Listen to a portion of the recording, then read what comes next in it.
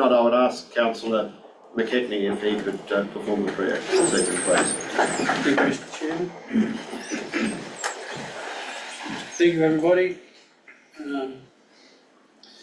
I'd just like to ask that we're given the right guidance and ability to make responsible and informed decisions from tonight's meeting. And I'd just like everyone to maybe have another couple of moments thought for things that we might take for granted, like the freedoms that we enjoy living in a country such as Australia, and the freedoms and benefits that we enjoy living in a country town in a small community such as Oberon. We're blessed the community that we have, and we should all do our best to preserve that.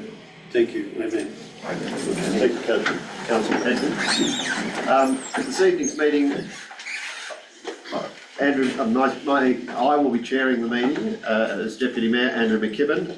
The Mayor will be on and will be attending via Zoom, as will Councillor Lauren Trembath, and also our Corporate Services Director, Matthew Webb, will also be attending by Zoom. So there will be no leave of absences. Fifth item is declaration of interests. Do any members have a declaration of interest? Councillor McKechnie. Yes, Mr. Mayor. I have a insignificant and non-pecuniary interest in item 12.1. That's in relation to the Burragut Community Report. Yes.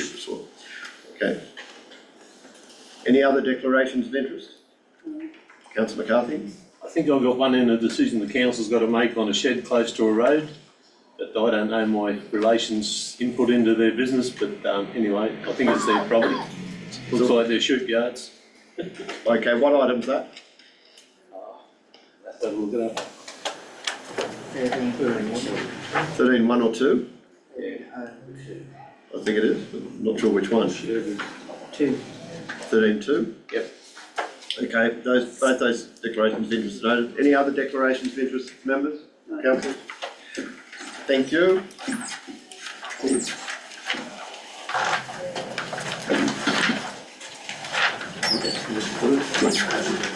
So, councillors vote on that we accept the 2 declarations of interest proposed. Thank you. Councillor Hayden, Councillor Watt, thank you. All in favour? Thank you. Carried. Item 6, we go to presentations. We have a presentation from the Forestry Hub tonight. Is the member from Forestry to undertake that presentation? Thank you very much. Could you take the stand, please? Sharon, I was going to say, is it possible I could look over someone's shoulder at a screen with the presentation on it? And There's a free screen over there if that's easier. Where? Doesn't matter, it's up to you. I can invite you, mate.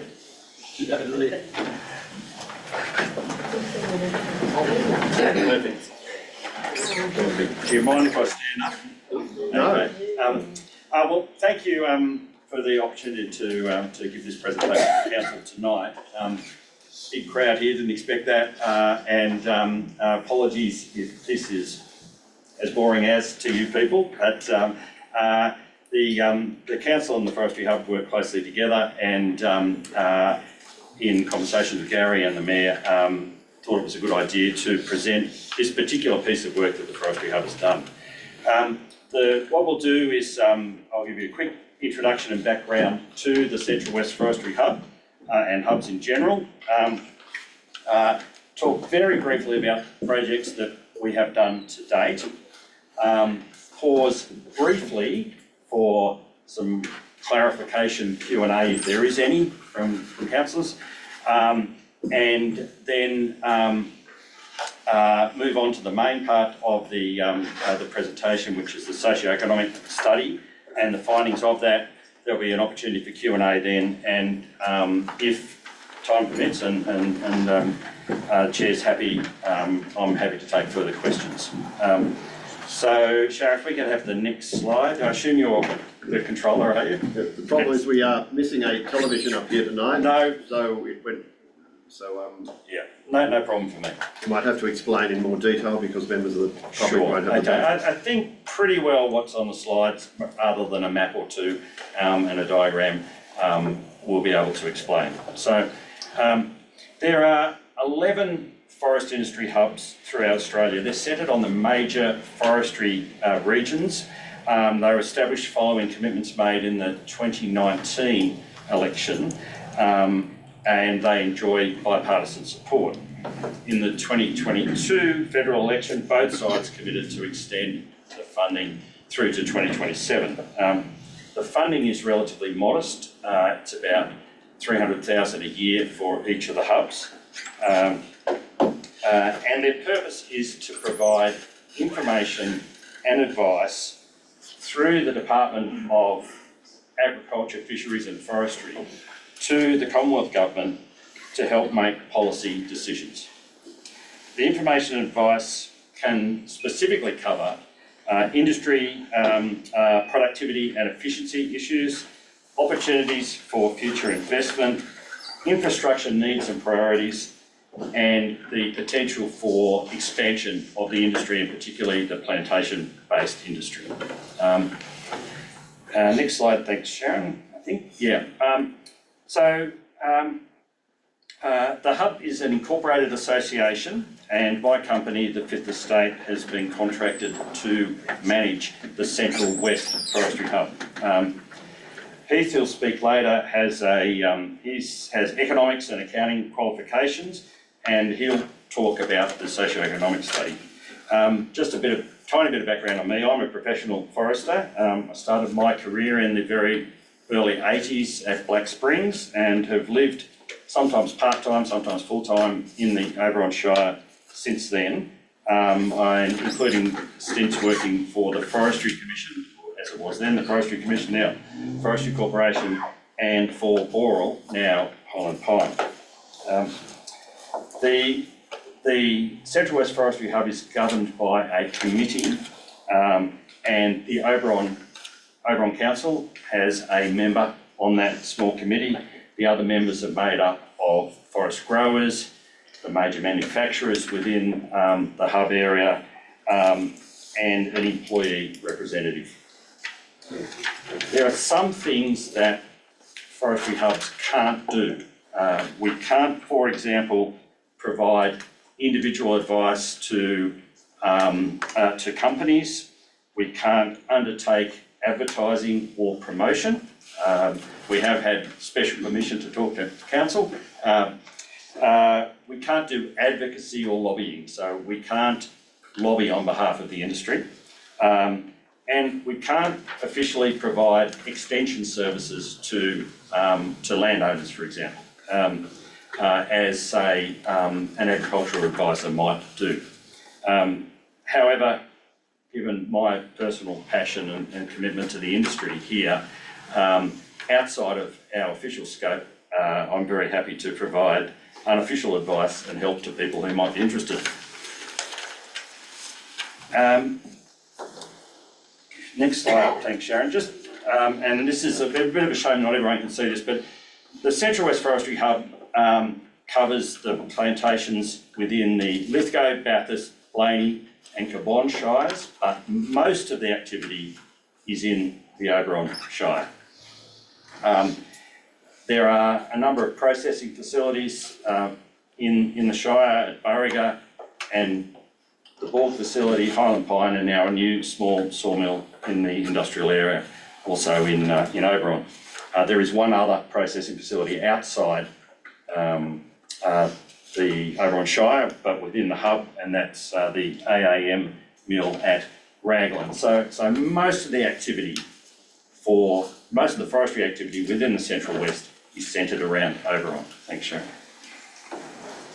So we've done a number of projects to date, and I won't go into any detail, just other than listing them. a number of resource projects. So we have mapped the entire plantation estate across the Central West. So people, particularly people who are interested in purchasing wood or engaging with forest owners, can identify where those forests are, and if they want to, they can contact us and get some more information about how, for example, if they have a forest on their property that they want to harvest, how they could, how they might go about that, or similarly, if they have, if one of the factories here wants to buy wood, they can find out who might own it, where it is, that sort of thing. We've looked at opportunities for increasing the productivity and utilisation of the existing estate. That is, trying to find ways where we can do more with what we've got. So expand the industry without necessarily expanding the footprint of the plantation estate. We've looked at the potential of the entire Central West for planting trees. So that's looking at, okay, where will trees grow well, approximately how quickly will they grow, that sort of thing. And then we've incorporated that information in a tool which will assist landowners to look at the financial potential of plantations on their land. And when I say financial potential, that includes not only tree growing, but also the generation of carbon credits. We've worked on some infrastructure projects. We did an audit of the capacity for the industry to deal with the risks and the capacity of the industry to deal with a major bushfire event. Part of that was looking at what would be the impact of a fire event on the industry here if it something similar to what happened in the Tumut-Tumbarumba Batlow area in January 2020. The good news is that the risks in the Oberon area are much lower for a couple of reasons. One, because of the climate, and two, because of the more fragmented nature of the plantation estate here. So that the opportunities, the chance of a catastrophic loss like they had in that Tumut-Tumbarumba Batlow area is much less. However, there are risks, and they are potentially significant. We looked at the reopening of the Oberon-Taranar rail spur and did a high-level cost-benefit analysis and feasibility study on that.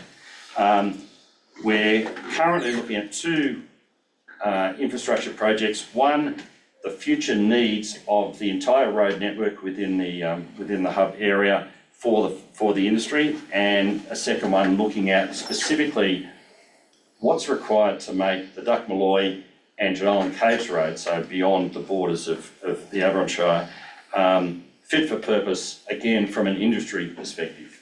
Of course, I think we'd all agree that most of that road is not currently fit for purpose. Thanks, Sharon.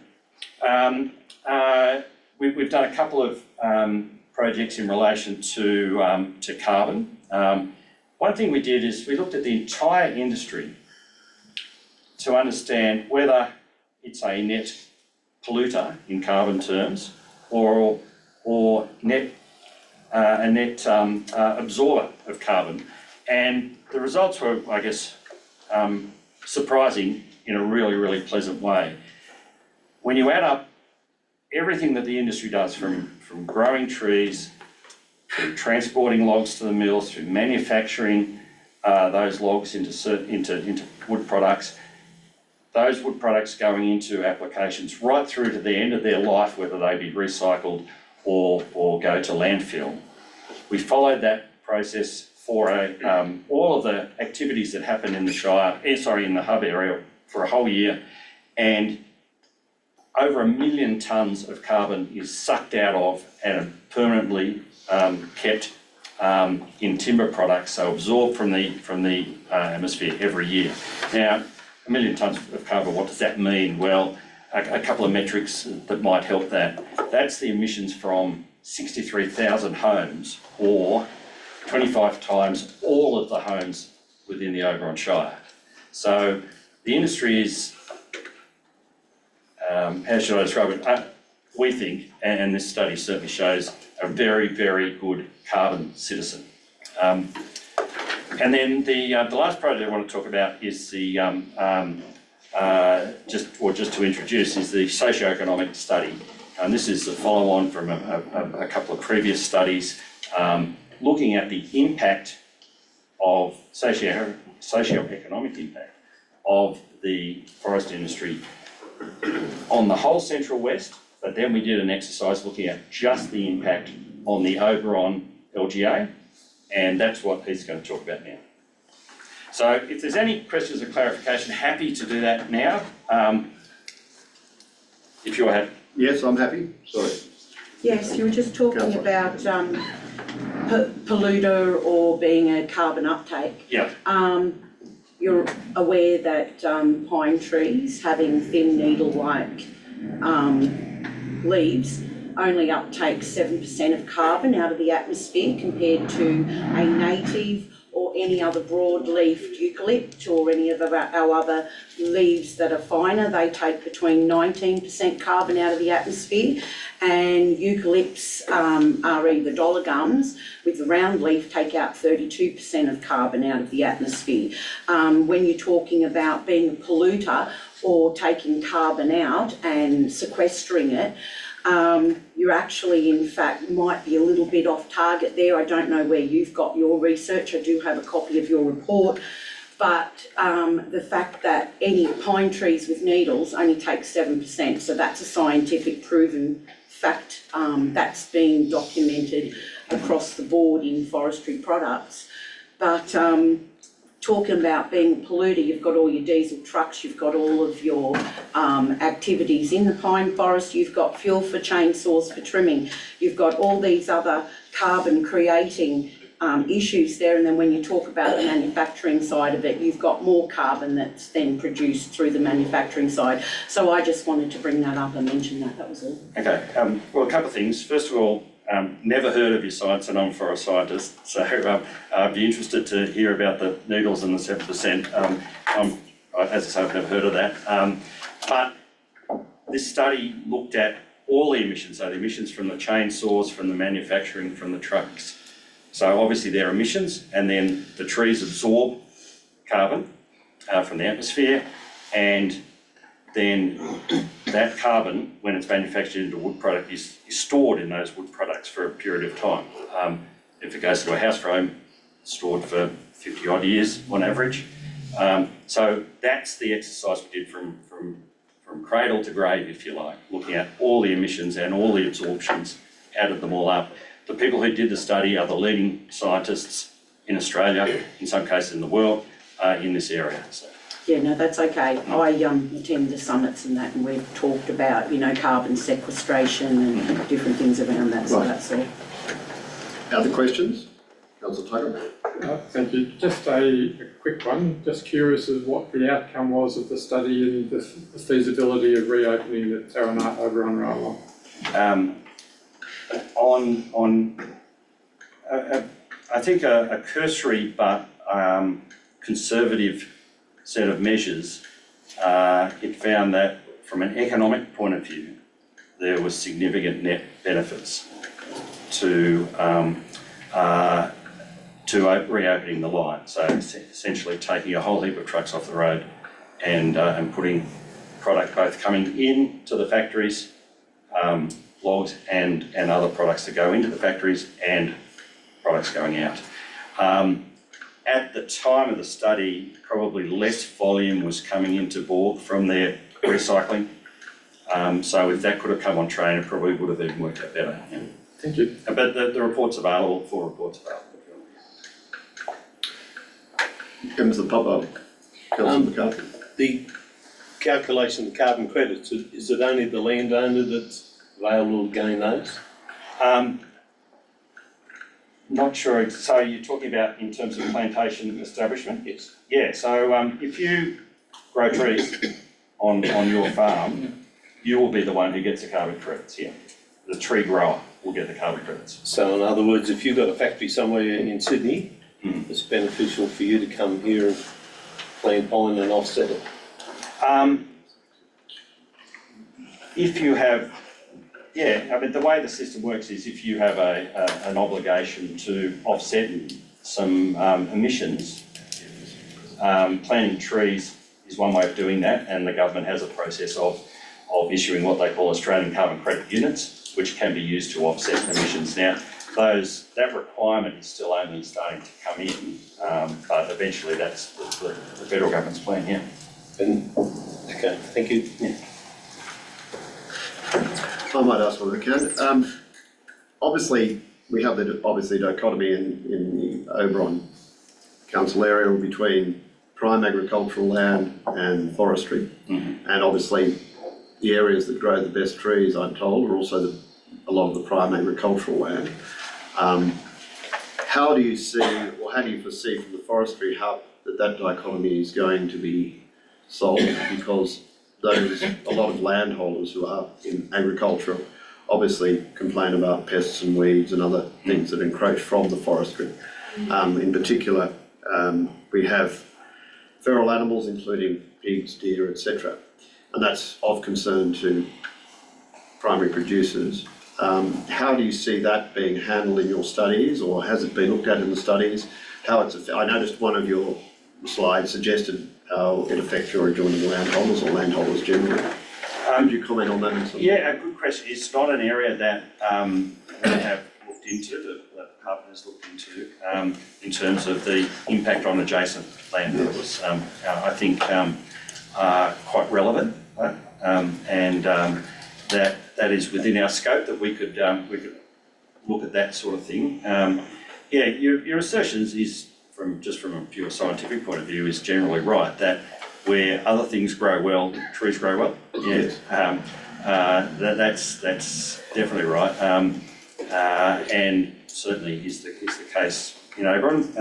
There is some country which is good agricultural country which isn't ideal for trees because of soil type mainly, but generally the more rain, the better it is for your trees. Yeah. And I think if it's basalt, it suits both. Yeah, although basalt's not. It actually creates a few extra challenges for forestry, but overall, yeah, good, well draining, high fertile, high rainfall country is best for planting trees. Yeah. Thank you. Thank you very much for your presentation. Oh, look, that's the second part of the so now presentation. we got the main bit. Right, the socio-economic study. So Heath Bolden, who's my colleague. Yeah. Thank you. I think on the next. No, we're on the right side. Yep.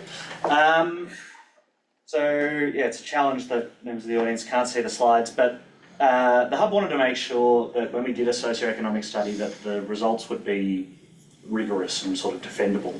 So we engaged BDO and the University of Canberra, who are both sort of non-forestry entities. And then in data collection, we looked at primary financial data from the forestry companies, that's both the mills, the plantation owners and the contractors, to get primary financial data and not rely on some modelled data. And then there was also the 2022-23 Regional Wellbeing Survey, which I imagine some people in this room partook in, that the hub paid to insert a set of questions on forestry, specifically for New South Wales. And there was a bit of additional targeting in Oberon to make sure we got a good sampling of what people thought of the forest industry. So I'm just looking down at my notes. The full study dealt with the entire hub area, which is, as Craig mentioned, there's a few more LGAs than Oberon. But when I give you numbers in this next section, they only relate to Oberon and the benefits. Yeah, I think if we go to the next slide. So I'm going to talk tonight about the plantation area within the Oberon LGA, the jobs here in the Oberon LGA, the household income generated by the industry here, the gross regional product or economic activity, the capital expenditure undertaken by the industry, and community perceptions. Yeah, on this next slide here, there's a map, which is also available on our website. There's a map you can load up, and it shows you all of the active all of the plantation in 2021 in the hub region, and it'll show you that by owner or by age class, roughly by age class, not year by year. But, and so you've got Forestry Corp, Southern Cross, PPP, which is a board company, and a lot of private owners. All up, there's about 50 to 52,000 hectares in the Oberon LGA, which is a significant 14% of your total land area. I don't have that broken down by ownership, but I think you can get it from a report on our website. I think if we go to the next slide. So in the Oberon LGA, there are 835 jobs in the forest industry. That's a combination of processing, harvest, haul and transport, grower and silviculture, and then a flow-on category that are jobs that are wholly dependent on forestry. So you can imagine a full-time electrician that has their own contracting company but does almost exclusively all their work within a facility here. Now these numbers exclude the CapEx jobs that we'll get to later, but all in all, it's about 36% of jobs in Oberon. Most of them are full-time jobs, and actually there are more full-time equivalent jobs, so a lot of people are doing some overtime that makes up for another, I think it's about 20 jobs, but that information's in the full report, so you can look at that there. I think if we go to the next slide, so from those 835 jobs, there are $78 million in household income generated in the Oberon LGA, which is about $1.5 million a week. The average forest industry worker here takes home 34% than the LGA median, which is quite substantial, given that those forestry workers also make up part of the median. Even with that, as you'll know, the industry and many other industries in town are still looking for people to employ. They're constantly seeking new jobs. There's lots of labour hire agreements. And so the industry's, it's job hungry in a sense. I think we go to the next slide. In gross regional product, which is the economic term for activity generated here in the Central West, the Oberon LGA is responsible for $188 million in activity. I think that's about 95% of all activity or forestry activity in the hub region. So almost all the value is created here in Oberon.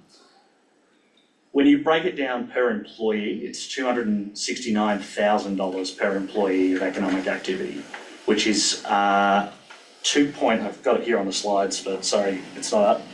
It's 2.2 times what employees were doing in 2016, and it's 2.7 times today's average Australian worker. So it's an incredibly productive industry from an economic point of view. And if we go to the next slide, the capital expenditure that you've seen going on here from about, I think it's about 2017 to 2022 we measured, is about $370 million. It's an average of 75-ish a year over that time.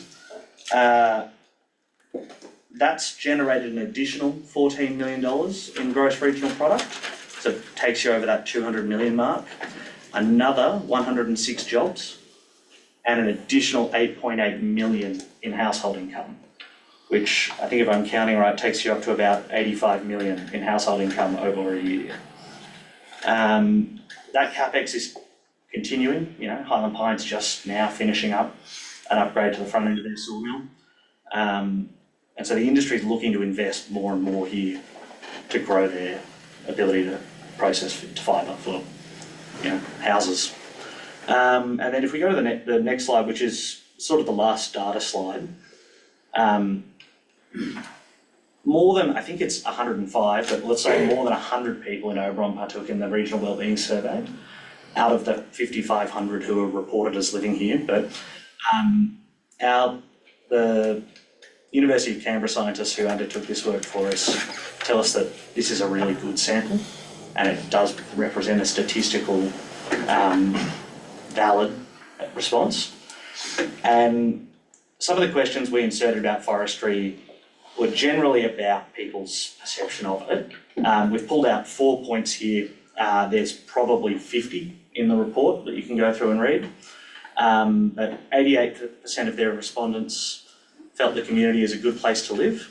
66 believe their local economy is getting better. 90% view forestry as an important industry in Oberon, which is actually the same percentage who view agriculture as an important industry in Oberon. And 76% of people believe they have good access to nature recreation areas. We thought they were great numbers. There's a lot more in there, and we were actually encouraged that the community was generally positive about those features. But I'd encourage you to go have a look and read more about that. The second last slide it is, yep. So sort of in summary, while the estate takes up a significant portion of the area here, we think the benefits are beyond significant. We think that the economy here benefits as a result of having the industry, and we think that the data in the report shows that the Oberon community overwhelmingly supports forestry continuing here in Oberon. And then we'll just go to this last slide. The councillors, you'll be able to see the printout here. We've prepared a sort of one-page data sheet of most of that information, so you don't have to remember it all. We've got some copies here that we can hand out, possibly not enough for everyone, sorry. But we can also put this up on our website, so it's just easy to get for you guys. I think at this point, Craig, we open it up to questions. Okay, could I ask councillors if you have any questions? I just have one thing to add. Councillor Hayden, yes. Okay, sorry. I think your 17%'s a little bit out. I think we've got probably 47% of unrateable land in the LGA, and it'd be a bit more than half, which would be forestry. But you know, we do like having the forests. We like to be able to access the forest. There's been difficulties, and I suppose that's not your role being part of Forestry Hub, but in regards to, you know, some of the mess that's in there. Never used to be as bad as it is, but it's quite severe these days. The weeds, the feral pigs, the goats, the deer, it's just unmaintained. So if you wanted to feed that back to someone in forestry, that'd be great. Yeah, I think we can tell people about that feedback, but I don't think that's an issue. I'd like to see the calculation. I don't know, we had 50,000 hectares of plantation and 356,000 hectares in the Oberon LGA. Is that ballpark? We'd like some rates too. Yeah. Sorry, Heath, I was going to ask, following on Councillor Hayden, I was going to ask actually, if in your modelling, Yeah. you'd actually projected what the socio-economic impact to council would be if Forestry Corporation paid rates at a commercial rate, as other ratepayers do, because at the moment, as has been said, about 47% is unrateable. So that has an economic impact on us as the council. So I would like to see what that benefit to us as a council would be if you model that. It wasn't considered in our analysis, I can tell you that. The purpose of the analysis was to take a snapshot of what exists, not to model what could be if the numbers changed. I'm sure it would be But then there should have been a deduction, because private forestry pays rates, and where forestry has purchased private land, it pays rates.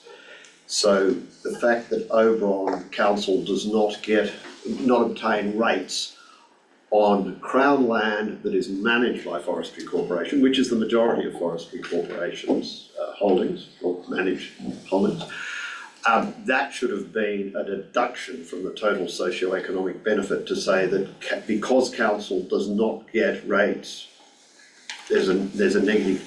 That should have been taken to give a net value. yeah, I mean, we can factor it in if we do another study. It's the It's short answer. very easy to calculate. I mean, Yeah, because we the have rough the numbers exact should be area You know, we of forestry corp, and it's just I'm not tell us saying- what we need to multiply it by per hectare, and we can tell you. No, but I think that should be Yeah. taken into account. It doesn't affect private forestry or that, as I said, the land that has been purchased. If I could, the second question would be, Craig talked about having done the Oberon to Taranah railway investigation and finding out that it would have a positive economic benefit to Oberon.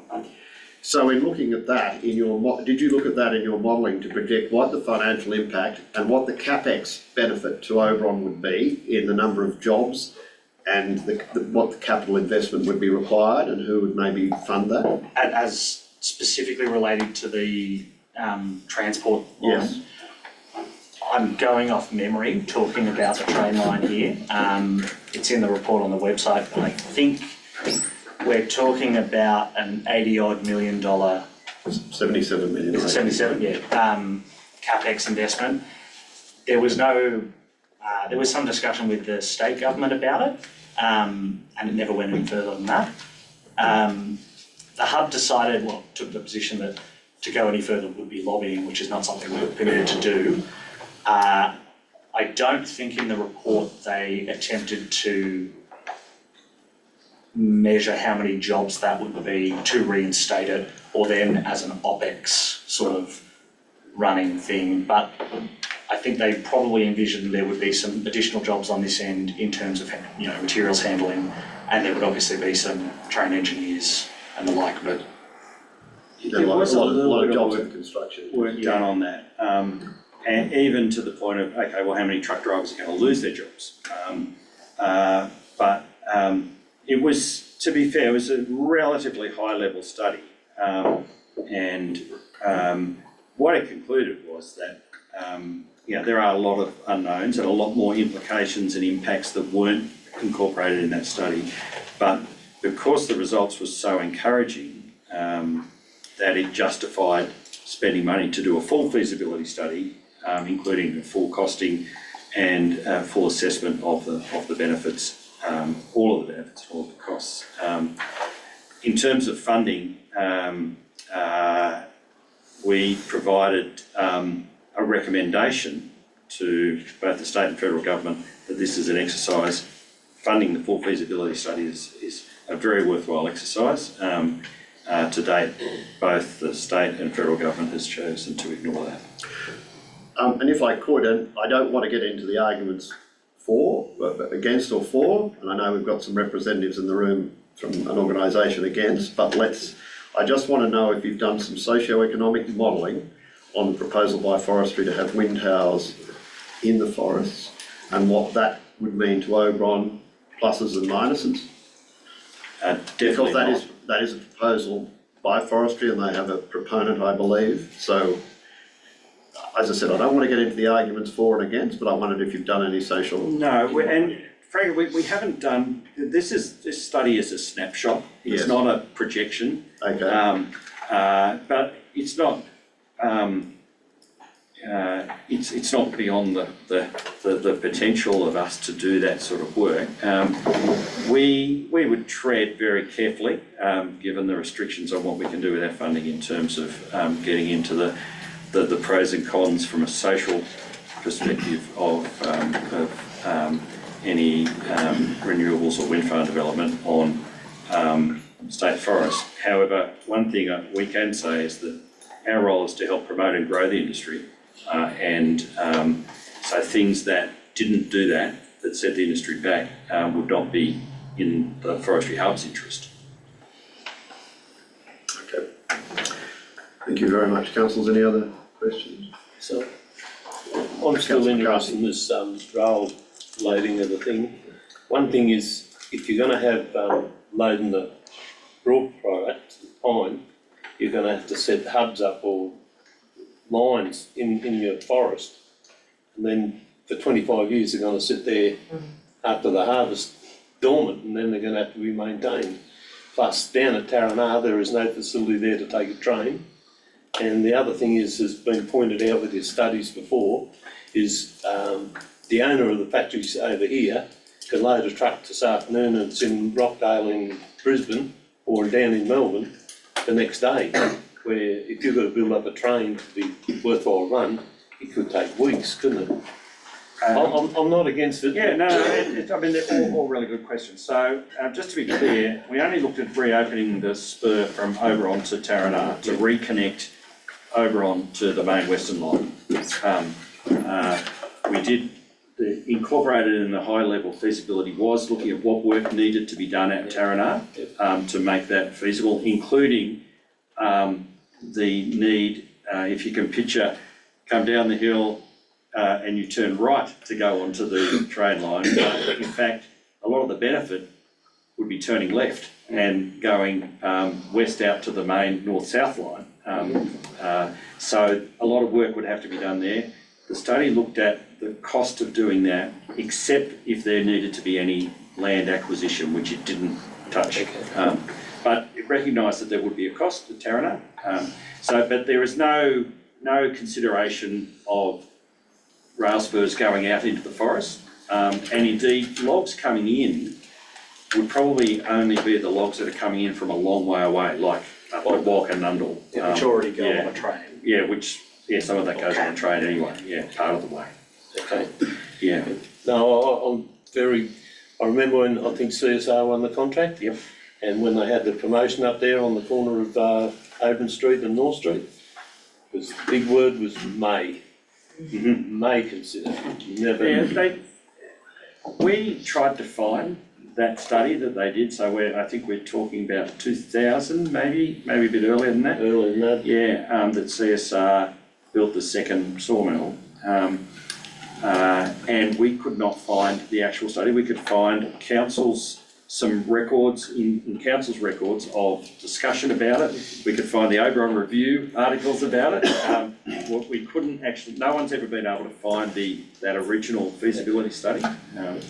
But quite a different industry now to what it was then.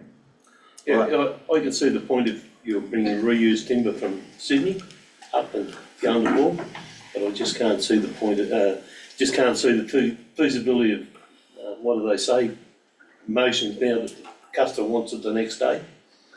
But, anyway. All right. Thank you very much, gentlemen, for your presentation. Greatly appreciated by councillors, I can assure you.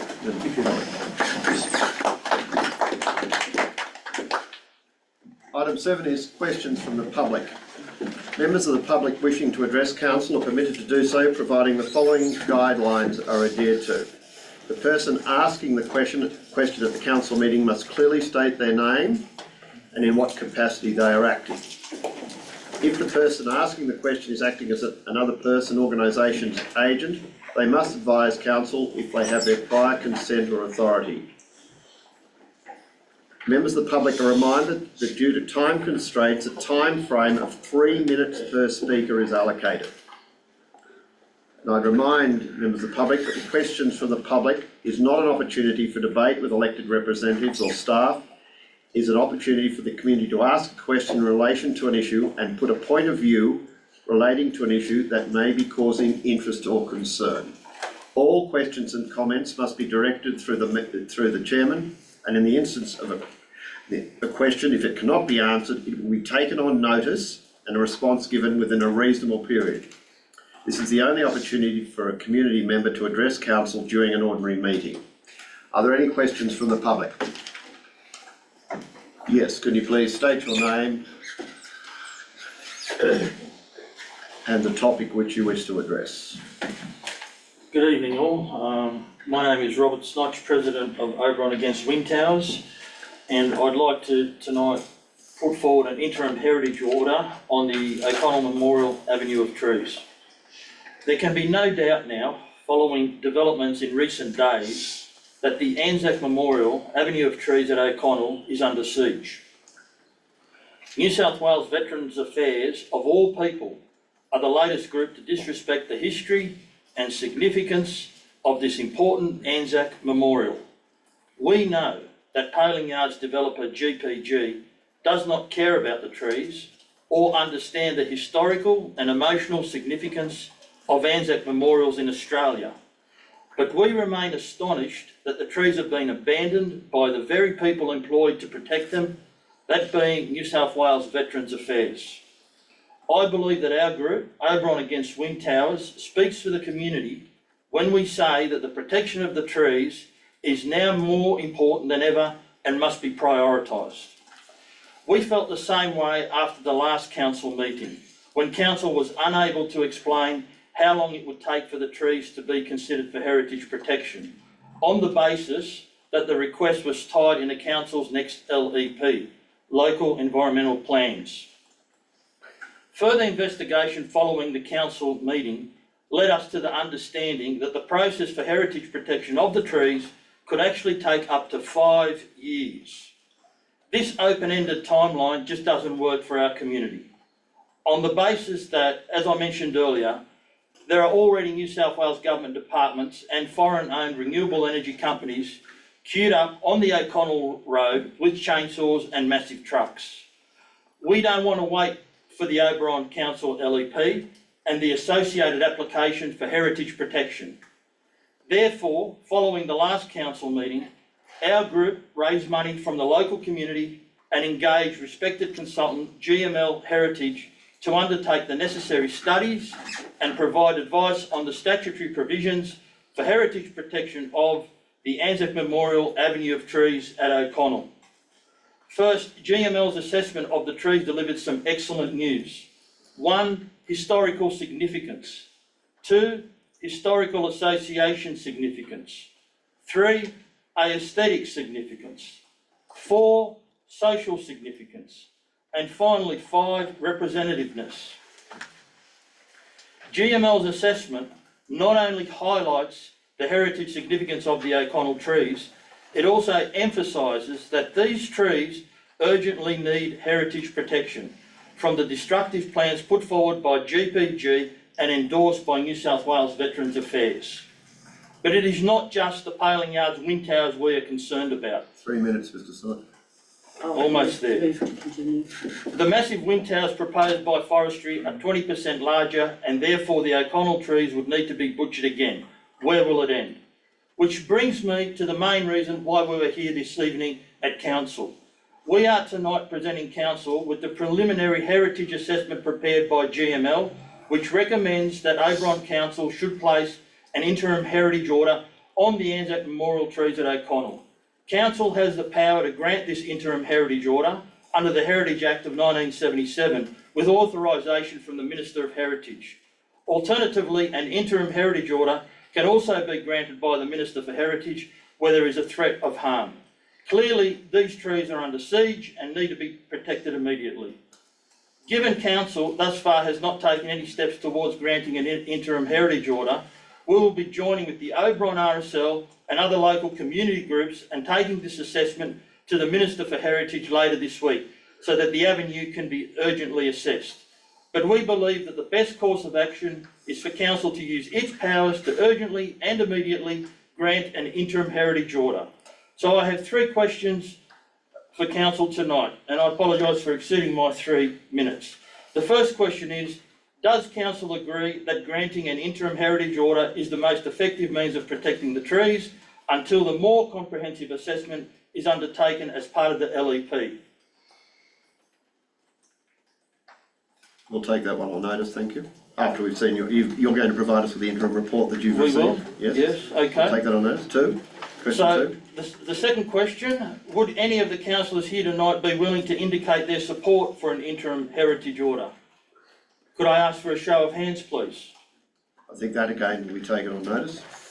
Well, it's a very simple question, Taken and on notice. I saw 2 hands go up. Councillor Trembeth has her hand up. That's 3 hands, thank you. And the third and final question I have, will Oberon Council agree to urgently grant this interim heritage order? Again, we'll consider the report you provide and we'll come back to it. Okay, we'll provide you that report, no So problem if at you've all. got your questions in writing and you've got the interim report, please provide them to us. Okay, but we cannot wait until the next council meeting, and we will be lodging the application sometime this week. All right, thank you very much. Have you got those papers for us? I can leave this with you, but we will also email the documents to each and every one of them. All right, thank you. Any other questions from the public, please? Thank you. Good evening, councillors. My name is Emma Jardine. I am the Artistic Director of the Oberon Chamber Music Festival, and I've been asked to come here this evening to clarify our Section 356 grant application, which we've received provisional funding for the 2024 Chamber Music Festival. So the Oberon Chamber Music Festival was created by myself, together with Lucy East last year. Was supported by the Reconnecting Regional New South Wales grant, which is no longer in existence. It was designed to bring music lovers to Oberon while showcasing the unparalleled acoustics of the recently renovated Malachi Gilmore Hall. Our mission is to provide a platform of the highest calibre of musicians to perform and connect with audiences amidst the breathtaking landscapes of Oberon.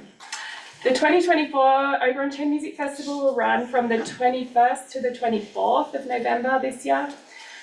At the heart of our festival are 4 ticketed concerts spread across the Saturday 23rd and Sunday the 24th of November, where audiences can immerse themselves in chamber music performed by 10 of Australia's finest musicians, each with illustrious international careers. And these performances, in combination with the Malachi's exceptional acoustics, will create an unforgettable experience for audiences. In addition to our main concerts, we will host a gala concert on the evening of Friday the 22nd of November, which will be free to all members of the Oberon community. This special event serves as a prelude to the festival. It includes all the performers from the festival, and we invite locals to join us in celebrating the power of chamber music. We're also committed to nurturing the next generation of music enthusiasts, and we offer 2 schools concerts for all the school students in Oberon. It was a huge success last year and they loved it. And it aims to provide educational insights and spark kids' passion for classical music. Additionally, we spread joy to the elderly residents of the Columbia Nursing Home with a complimentary concert which aims to enrich their lives, and they would otherwise be unable to attend our concerts. Following the resounding success of the 2023 festival, the 2024 Oberon Chamber Music Festival will provide an unforgettable experience with the finest chamber musicians in Australia coming together to perform masterworks in Oberon. The Oberon community will benefit in multiple respects. The 2023 festival had an attendance of 859 people, including Oberon residents, audience members from interstate, regional New South Wales and Greater Sydney. An additional 697 households watched the festival, which was live streamed online by Australian Digital Concert Hall. With hundreds of visitors coming to town for the weekend, the 2024 festival will have a huge benefit for local businesses, tourism, restaurants and accommodation venues in Oberon. In addition to this, Oberon residents will have the opportunity to enjoy the free gala community concert, and this will permit everyone in the community to experience top-class performances, which they might not have otherwise had access to. At the 2023 festival community concert, many of the audience members commented that this was actually their first experience of a classical music concert, and they enjoyed it immensely. That's 3 minutes. Oh, okay. Can I just get to the clarification of the grant? So we have applied for the Section 356 funding from the Oberon Council, which will only cover the free community portion of the festival. I wanted to clarify, so the overall cost of the festival is $42,000. We've only applied for $11,800 from the council, which will go entirely towards making the school concerts, Columbia Nursing Home concert and community concert possible. The remainder of the festival, including all the ticketed concerts, will be covered by ticket sales.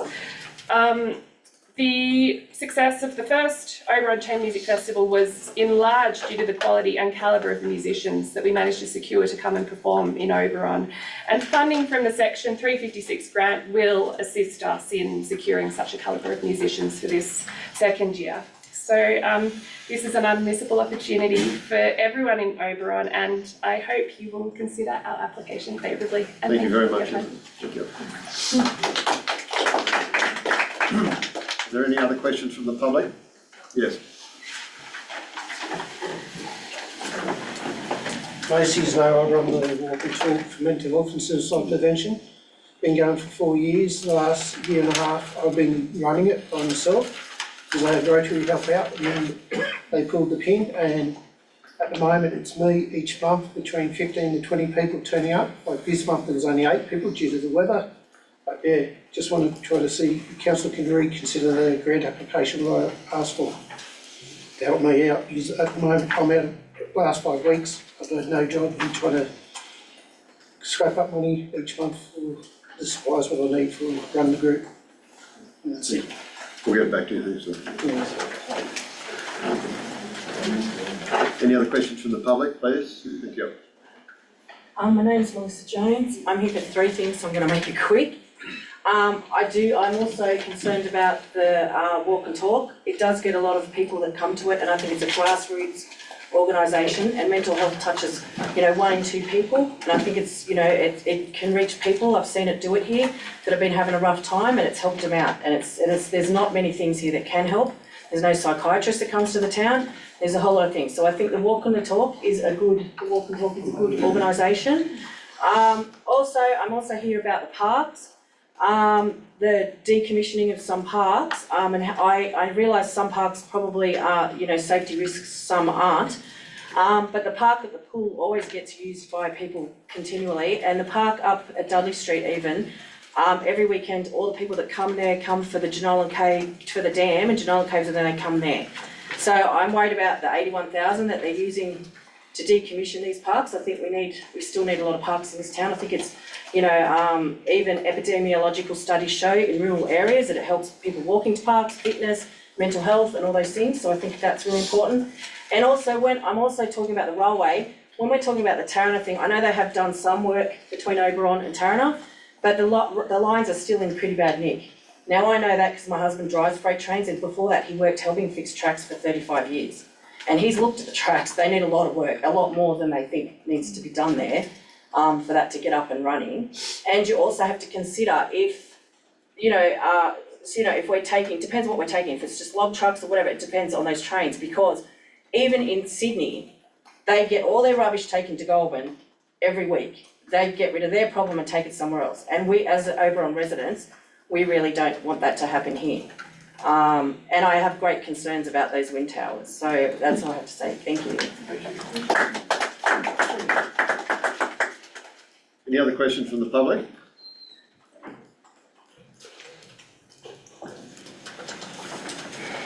If not, then we'll move on to item 8, which is confirmation of minutes. The recommendation is that the minutes of the ordinary meeting held on the 16th of April 2024 be confirmed. I have a mover, please. Councillor Hayden, a seconder, please. Councillor McKechnie, thank you. Oh, you didn't put your foot in the sorry. Councillor Tucker, thank you. Just before we head into that one, could I note that I actually, on page 12, I was actually not in attendance at that meeting. I was leave of absence, which is noted further down page 4. And I think it should read the leave of absence of Councillor McKibben be noted and his apology be received, rather than their apology be received. So I make those small, or suggest those changes. Any other councillors got any? I put the motion. All in favour? Thank you. Carried unanimously. We go to item 8.2, which is the extraordinary meeting of the 23rd of April 2024. The recommendation is the minutes of the extraordinary meeting of the 23rd of April 2024 be confirmed. Could a mover, please? Councillor Hayden, a seconder. Okay. Councillor Graham, thank you. Nothing to add. I put the motion that the minutes of the extraordinary meeting held on 23rd of April 2023 be confirmed. All in favour? Carried unanimously. Thank you. We go to item 9, which is the mayoral minute and report. The recommendation is that the report at item 9.01 is received as information. Can I have a mover, please? Councillor Callum, you put moving it or not? Councillor Watt? No, he was saying something, it's his report, I would have thought he'd moved his report. Councillor Watt moving it, Councillor Graham seconding it, thank you. Any discussion on the issues in relation to the mayoral minute? Noting that most of these involve the mayor, so I'm defer to him if any of the issues arise. Excuse me, Mr Chair. Yes. I'd just like to say that the Mayor should move his report and then get a seconder. Well, he doesn't have to. Is there any discussion on any of the issues in the mayoral report? I'll put the motion. All in favour? Carried unanimously. Thank you.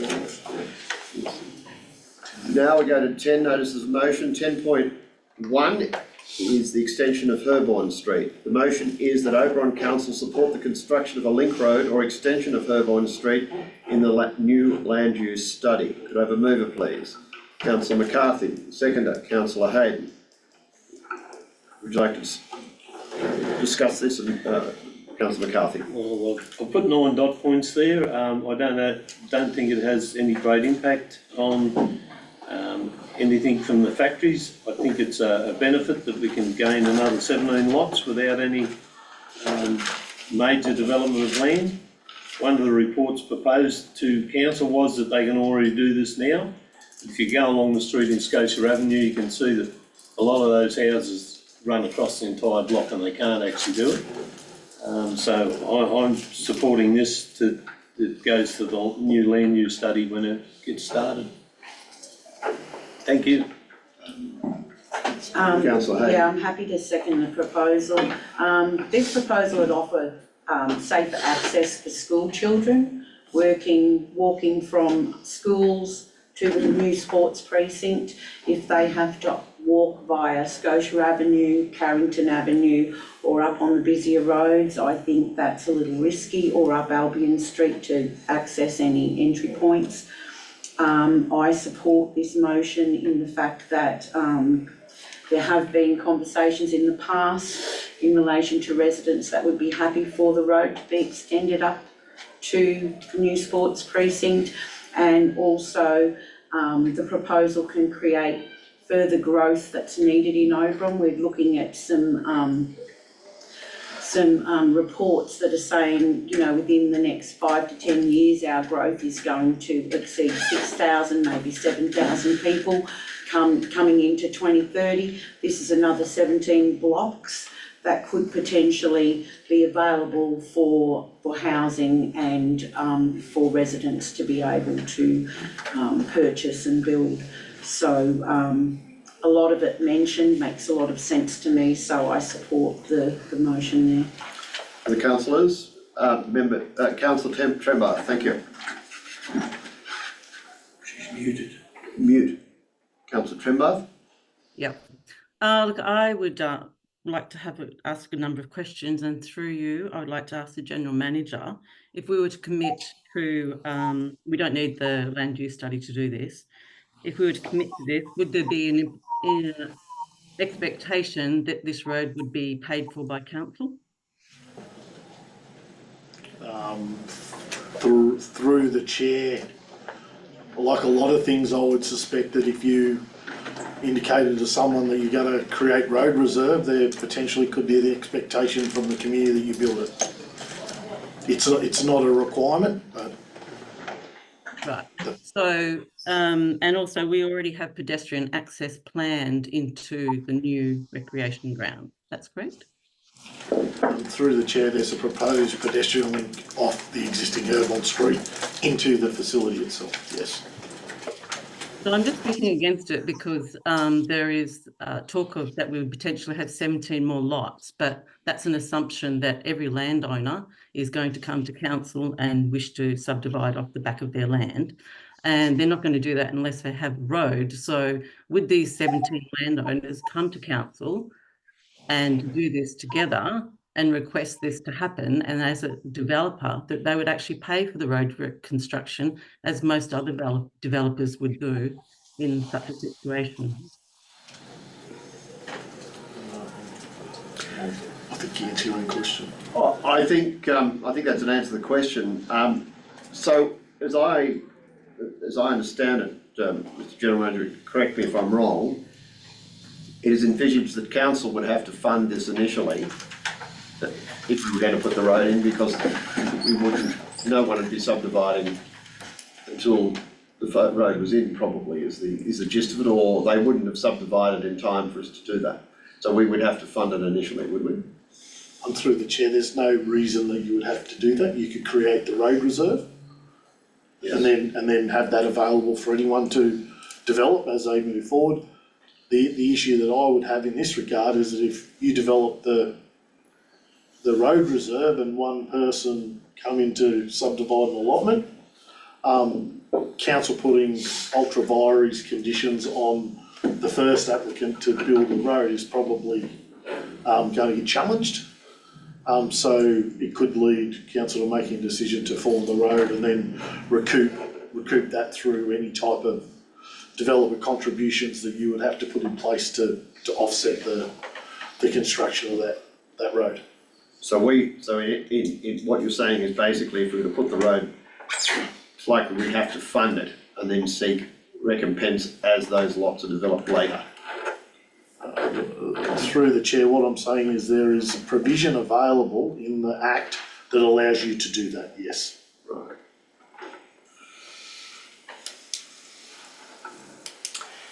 Mark, it's good to see you. Sorry, Councillor, Councillor Kellam? He's muted. He's muted too. You can talk to him, he can hear you. Okay, thank you, Mr. Chair. I think that there is some merit in the suggestion, but it is very risky for council. There are 17 potential new lots. That means there has to be 17 potential people to subdivide their blocks to gain any recovery of in building the road. And I think that's probably a developer wouldn't take. So that's why I don't think this is necessarily a good idea.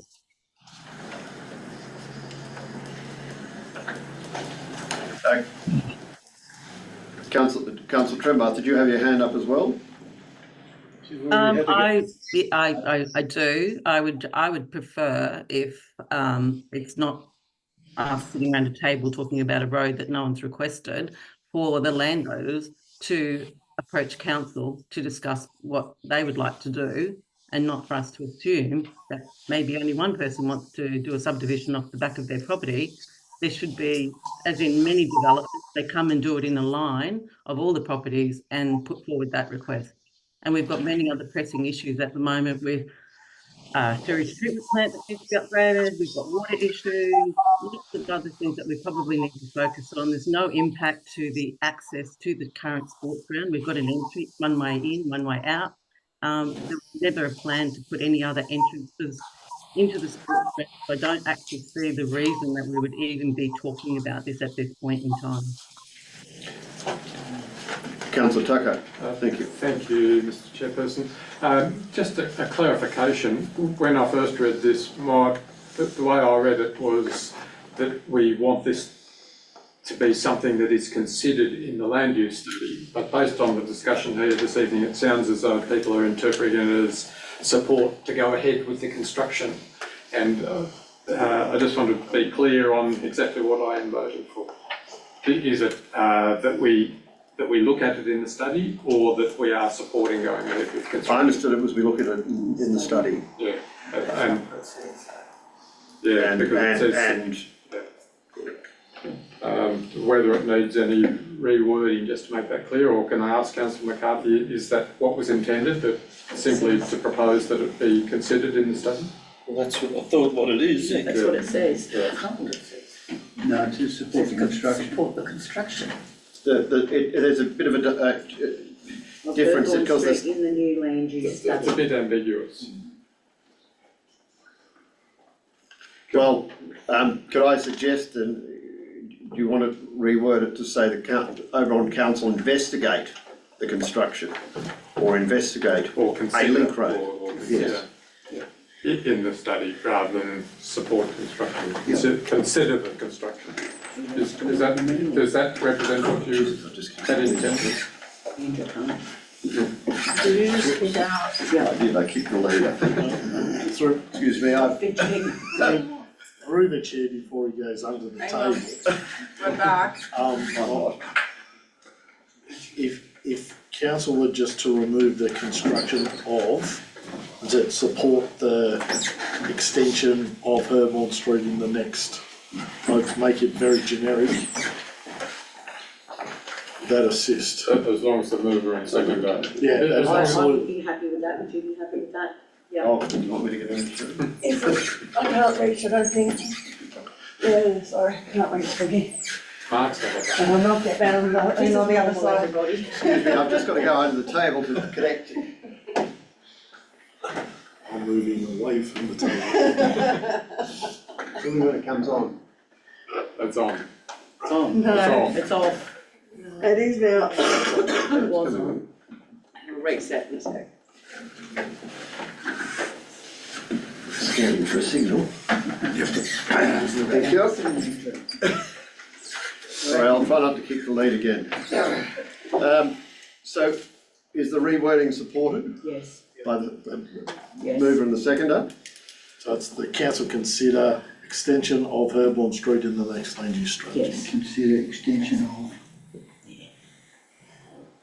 Happy with that. And do we? I'm now clear on what I'm voting. A whole lot of that go out. Just council consider extension of Herborn Street in the next land use strategy. Okay. All right, any further discussion on this motion? Right of reply? Right, Councillor? reply, yes, number 6 outlines that the cost will be borne by the developer. Our colleague down at O'Connell must be able to read, and that was put in there that council would be under no financial impact. But I think Councillor Hayden's had 2 representatives contact them about this land. I've had at least another 2. So just because you don't live in the town doesn't mean you should make comments about something that isn't going to affect you. And wait on, yeah, okay. Please, right of reply, no. Yes, I realise that, but we have had representation from the people. And it's possibly you call it a public meeting, and there's a possibility that you could actually own 1 metre of ground and develop the road and sell the people the 1 metre access. That's another way around it. But we're getting too far into it. Well, all we're doing is wanting it included in the land use study. And the other question I've had, is it possible to make, You can't ask a question now. He's just spoken. I'm happy with that. I'll ask the general manager independently. Thank you. Okay, thank you. I put the motion, all in favour? Carried unanimously. Thank you.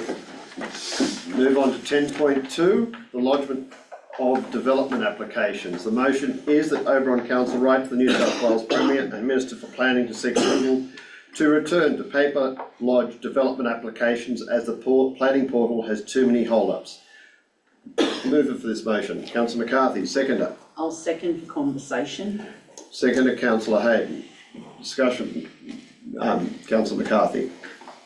It speaks for itself. We have that many hold-ups, we have that many DAs lodged, and then they're stopped.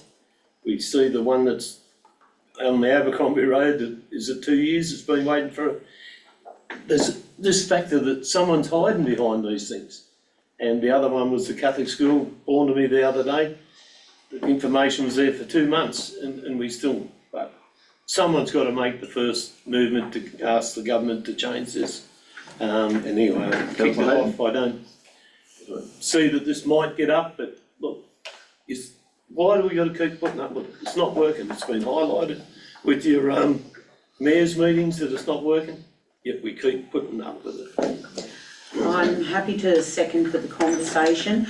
I don't know how we would be as a council with the planning department trying to utilise paper documents with the system. Is there, through the chair to the general manager, is there a possibility that that could occur locally? Yes, General Manager, if you could comment on the process and what this would entail and whether it's feasible, and also if there have been any actions by council or the government to rectify the deficiencies of the planning portal. I think it's time for a commentary on that. Thank you. Yeah, so through the chair, to answer your question, councillor, we have the capacity to do it through a paper-based system. Is it a step in the right direction? I'll stay silent on because that's not what you asked. The issues relating to the planning portal are known. Councillor McCarthy is quite right in the frustrations that we all have in relation to the planning portal and its nature. The Mayor and I were in a meeting last week where it was told to us by the Department of Planning and Environment that they had in fact moved some digital innovation expertise into the Department of Planning in order to try and, their words not mine, fix the issues with the portal. Okay. Now, does that mean that we shouldn't write to the plan? I won't comment on that at this point in time, but the acknowledgement from local government in the room was, well, it's about time that the government acknowledged that there was problems with the portal. Okay, well, thank you for that answer. With that, I support what is said in here. If we could accept paper applications locally and for every application received that a complaint from Oberon Council perhaps goes through to the planning minister to advise that, you know, this isn't working, the portal isn't working, to maybe send some more correspondence that way to get them to take it a little bit more serious. I've heard some conversation myself, but they really need to start doing something and getting it operable. Thank you. Any further discussion on this matter? Yes, Councillor Graham. We asked the Director of Planning Yes. whether this would be useful or not. Director of Planning.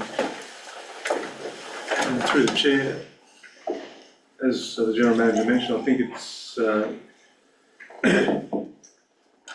yeah, people have got used to using the portal, whether they like it or not. That's what they've been requested to lodge applications by.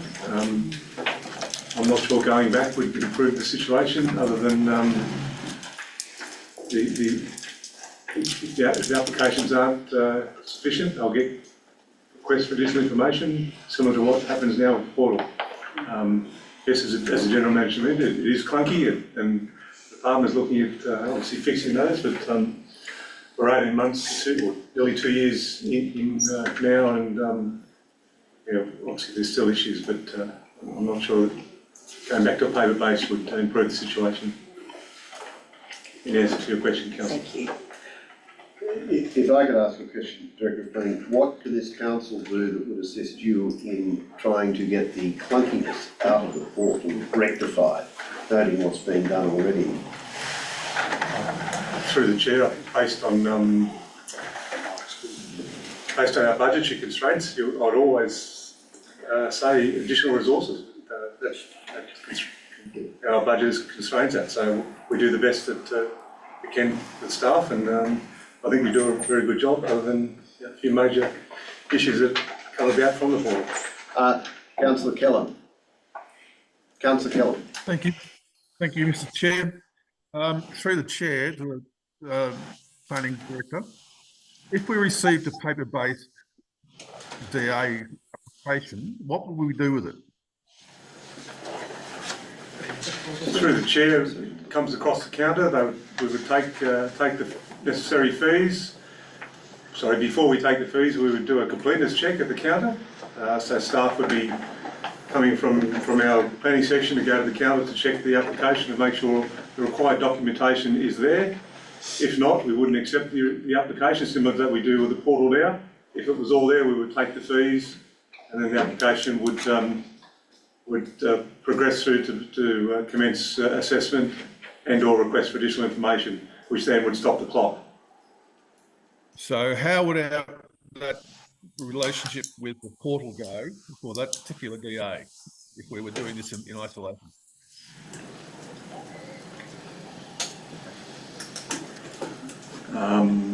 Does Got through the council chair. have, does council have to lodge it in the portal in that case? The requirement is for the applicant to lodge it in the portal.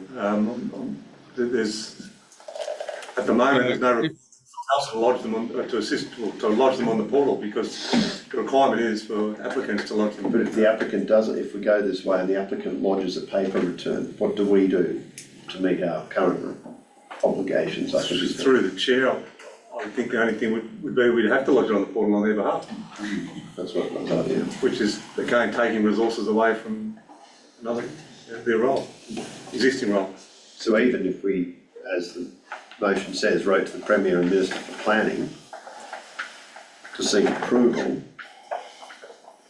they're probably still going to say, lodge it on the portal.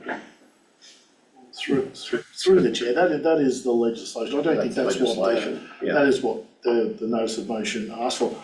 The biggest thing that I believe that we've lost that personal connection with people who lodge applications and people who do the assessment. We've lost that because it's all now removed from the capacity for staff to in fact engage with the people who are doing this. To say, well, if you just sign here, then we can accept it straight away, rather than doing it backwards and forwards through an electronic system. The department is well aware of those issues that local government had in that depersonalisation of applicants and applications, and knowing who's doing your assessment and all these things. So that's one of the things that their digital transformation team is working on. So the director's right. Like if we were to accept right now under the current circumstance, if we were able to accept paper applications over the counter, our obligation is to now do what the applicant's obligation is, and that is upload it and do all the things that we would need to do, which is quite substantial time delay. So that in itself is a win. The win would be if council could take back control of their own system, but I just don't know what the Premier or the Minister would think of that. But once again, this is asking to write to them to see if that's the case, not let's do it. Any further discussion on this matter? Councillor Graham, are you going to say something? Another go. It sounds like we don't really want to go back to paper applications though. So what would be the point of writing them to seek approval for it if it's not going to help getting DA through any quicker?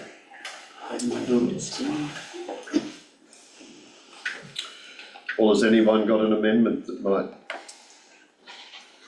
I think we've already indicated through your General Manager our issues with this and through the JO, haven't we? On many occasions. Sorry, Councillor McKee. Thank you, Mr. Chairman. Just a question, I don't know, there's obviously an IT team or a programming team working on this for the Ministerial Department or the Department of Planning. Is there anything available where we might be able to ask or suggest to them that they come and have a look at our end and see if we haven't got everything, all our ducks in a line, for want of a better phrase, but do we need some assistance that way, or can they, if they come and have a look and they're aware of how clunky it is, maybe it might help them? I don't know, is that a practical idea? Through your General Manager or Director of Planning?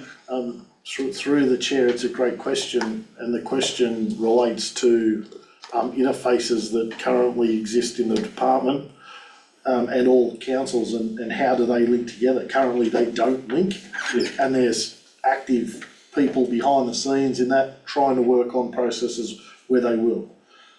If we get some integration between our system and the portal, it makes that job that we're talking about a hell of a lot easier, supposedly. And the reason why I say supposedly is because we're not at a point in time where we've even tested whether that would work or not, but we're being told that that's what the issue is, and that's where this digital integration piece comes in from the department. So I think that the acknowledgement here is that they have in fact acknowledged that there is an issue and they're trying to work on it. Maybe we could offer ourselves as a test subject for them. I dare say there'd be a lot of people quite happy if they could fix the issue. Oh, no doubt. All right.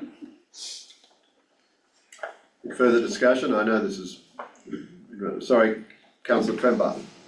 Through the chair to the Director of Planning, is the portal all of the problem for us and our current applications, or is it that there is more resources required to work with the portal in its current, the way it works currently? And I know things can sit there for 28 days and you can't delete them or do anything with them. You just have to wait. So that's my question. Is there something that we can do in the interim that assists with our DA application? Through the chair, as you'll be aware, each application can be more complex than, some applications are more complex than others.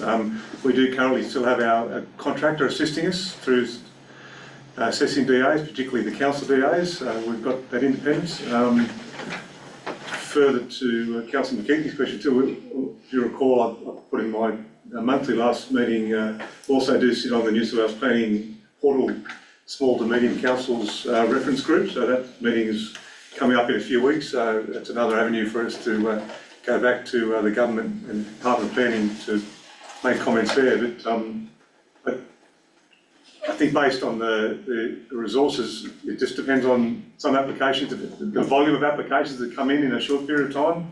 Sometimes they're, as you see, from month to month, they spike up and down, but it's a difficult question to answer in terms of, do we need more resources? I'd always say yes, but based on our budget, that's what we've got. To make that clearer, is as in what the Department of Planning have just brought in a digital person to try and clear the backlog. Is there something that we could do for a number of months that would enable us to clear the backlog that we clearly must have as well? Through the chair, they do have a flying squad sometimes at the Department of Planning. They do offer their services. However, we have trialled that in the past, and the effort in actually sending applications to that flying squad to assist us, and then they come back, their reports, so you're preparing the consent anyway, so we might as well be doing them in-house, because the time that they take to assess the applications on our behalf it's not worth the benefit. But sorry, in answer to your question,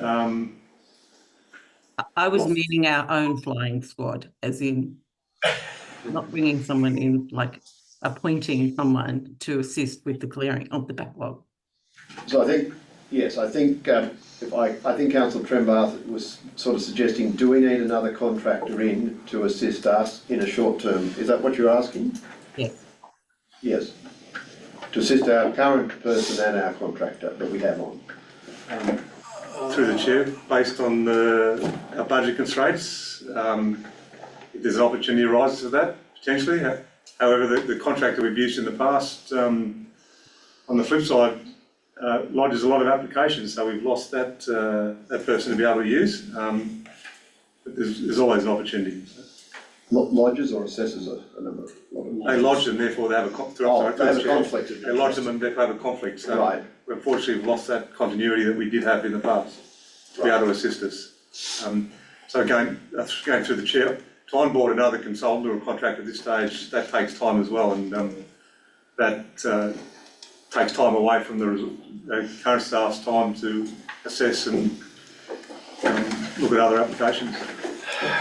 Can I just also say, through the chair, council is aware of a process that we brought in regard to growing our own as well. As part of that development, we did indicate there's going to be some but there's going to be some slowdown before it accelerates. And we're in that process now where we're just seeing our two grow our own cadets move into a space where they can do a lot more of this sort of stuff, which helps alleviate it. It doesn't alleviate let's say the DA or the planning component of that, but it's certainly helping or will help address what that is. I take council to the Director of Development's report and have a look at the number of applications that have been received in the first 4 months of 2024 versus those that were received in 23. There's a lot of applications that come through our door. We're only a small unit in terms of what it is. If council want to provide additional resources, it's something that they'll need to consider as part of probably 24-25's operations. Right, thanks. Any further discussion? Right, reply? Yes, Mr. Mayor. I lodge paper statements to Essential Energy. The lady takes them on board, assesses them and downloads them on the portal. It's a simple matter. The thing is that when you're lodging a DA on these portal, you've got to go to your bushfire zone and all the rest of it. When we had the paper one, all those things were there that you had to address. Now it's stopped the clock. So if you haven't, what's saying? But if you got your paper one, and you got your koala information, your bushfire information, if you haven't got it, then it's your fault. It's held up. But if you submit that with all the details there, it's there. You've done your homework, or you've gone off to someone like a consultant and you've got it all, you know you're completed. That thing should be rolling. But at the moment, we've seen it. We've got one complaint, 2 years? We had Marjorie Armstrong, who wouldn't speak bad about staff unless she was concerned. She said, where's my DA for the house? It's been lodged for a long time by a professional. So all I'm getting at is you can't sit back and bury your head in that sand with an email. I'm still old-fashioned that I lodged the other one by paper, and the girl at Port Macquarie, she just downloads it on the portal, it's done. All right. It's not rocket science. I think we've had enough. Thank you. I put the motion. All in favour?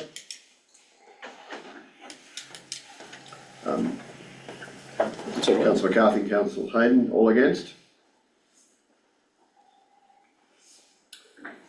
Councillors against, all of council, so the motion is lost. Which way did you sit, Mr. Mayor? I didn't support the motion. Okay, no, that's all right. I had a lot of sympathy for it, but I just think it's technically it's just if you have a hold up later on, Yeah. you can refer them back to the councils. Yes. So, we go to 11, councillors and delegates report.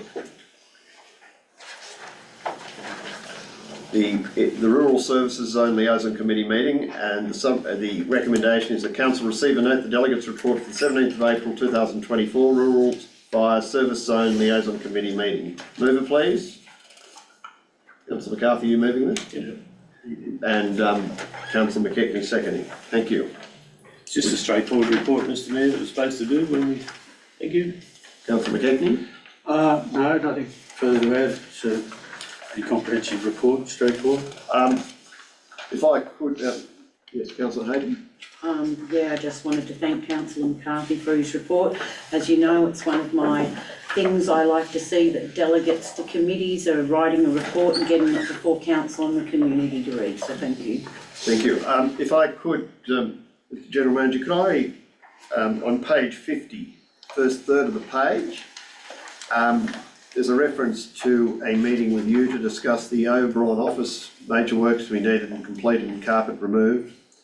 And noting that the Oberon office is also the EOC. Could you comment on the meeting and what's expected of Oberon Council by RFS and what they're going to fund? Yeah, so through the chair, I did meet with John Bennett and Scott Hoy from RFS to discuss a number of things in relation to the Oberon's facility.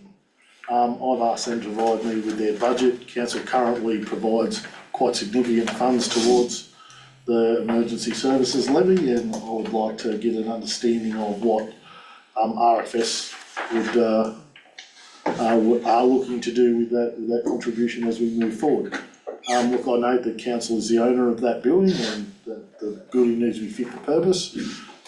Council will remember not too long ago when all the resources for EACs were being removed to a centralised position at Bathurst. So I'm just waiting for some commentary back from RFS before we were in a position to reply to that. And have they indicated a date? I mean, Not come at back this- to you? Not at this point in time. So, thank you. Any further discussion on this matter? If not, I'll put the motion. All in favour? Carried unanimously. Item 11.2 is the Barragan District Community Association meeting the 10th of May 2024. The recommendation is that report item 11.2 is received as information. 2, the General Manager advised the Barragan District Community Association on the process for renaming part of Lloyd Street to Nickel Drive or similar, and on the specific issues requested in section 7 of this report. I know Councillor McKechnie has a declaration of interest, so he's left the room. I'll move it, and I know Councillor Hayden will second it. I think the report speaks for itself. Yes, Councillor Hayden. thank you for this in-depth report. I was just looking at the timber quota, the 3,645 for the flooring. I was just wondering around the village funding, would the village funding cover that flooring, or has that been allocated elsewhere? I believe at the moment that there is a grant opportunity for that funding, and that the Secretary is looking, I think it's the federal member, for a potential grant opportunity to pay for that amount. Okay, and I was just wondering, has anyone at BDCA contacted their local mill out there for any kind of funding towards anything? I did note that there is The mill has already donated quite extensively the work around the hall. They've donated the sleepers for the retaining walls.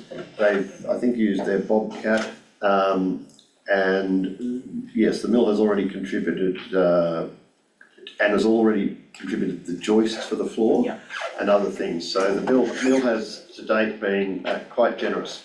Okay, well, I suppose Borg does have property in the area and trees being planted, so perhaps he might be able to assist.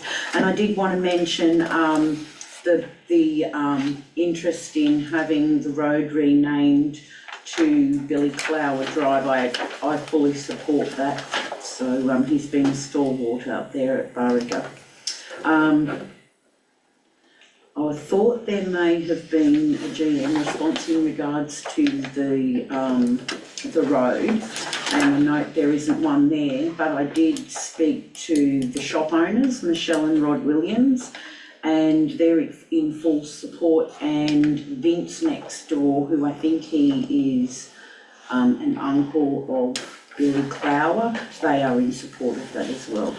I think the general community feeling is they're in support of it. There was the major issue was how many residents would have to change their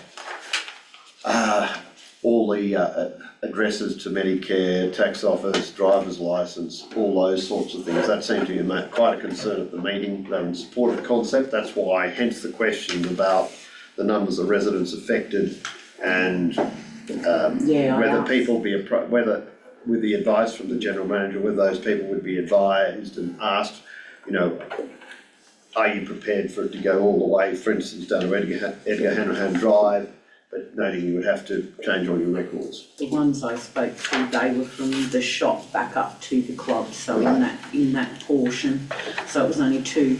Yeah, I think from Hackney Street, I might be wrong, I think it's about 4, goes up a bit from the shop from Edgar Hanrahan. And if it's just from Hackney Street, I think it's only the Sport and Rec Club. Councillor McCarthy, sorry? No, I'm just saying it was only the one. Yeah. And that's the sport club itself. That's right. I mean, geographically, it might be better to go from Edgar Hanrahan Drive, but that may be too difficult. Two residents, Vince and the shop. There's the SES and the others. Sorry, Councillor Tucker. Thank you, Mr Chairperson. Yes, also on that renaming issue, just for clarification. So I assume what we would do if this passes is that we write to the association and answer those questions. Eventually an answer comes back from them saying either yes they do or no they don't support it, and if they do support it, whether they prefer it to be from Edgar Hanrahan or Hackney Street. And it's at that point that if they do support it, then where you would commence the formal processes to make it happen.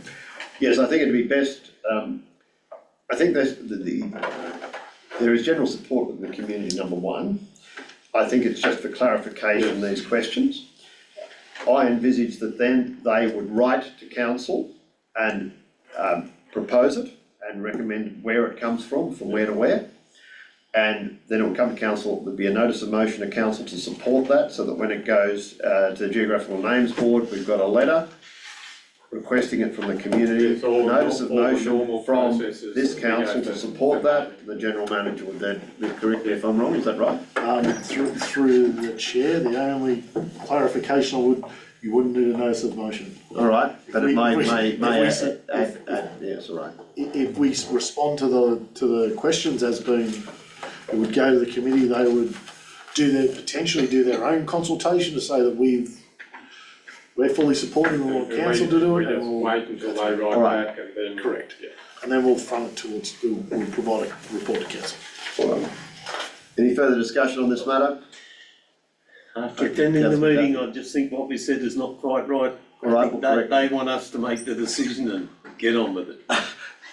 They do, but they asked the questions that I think they're about where it comes from.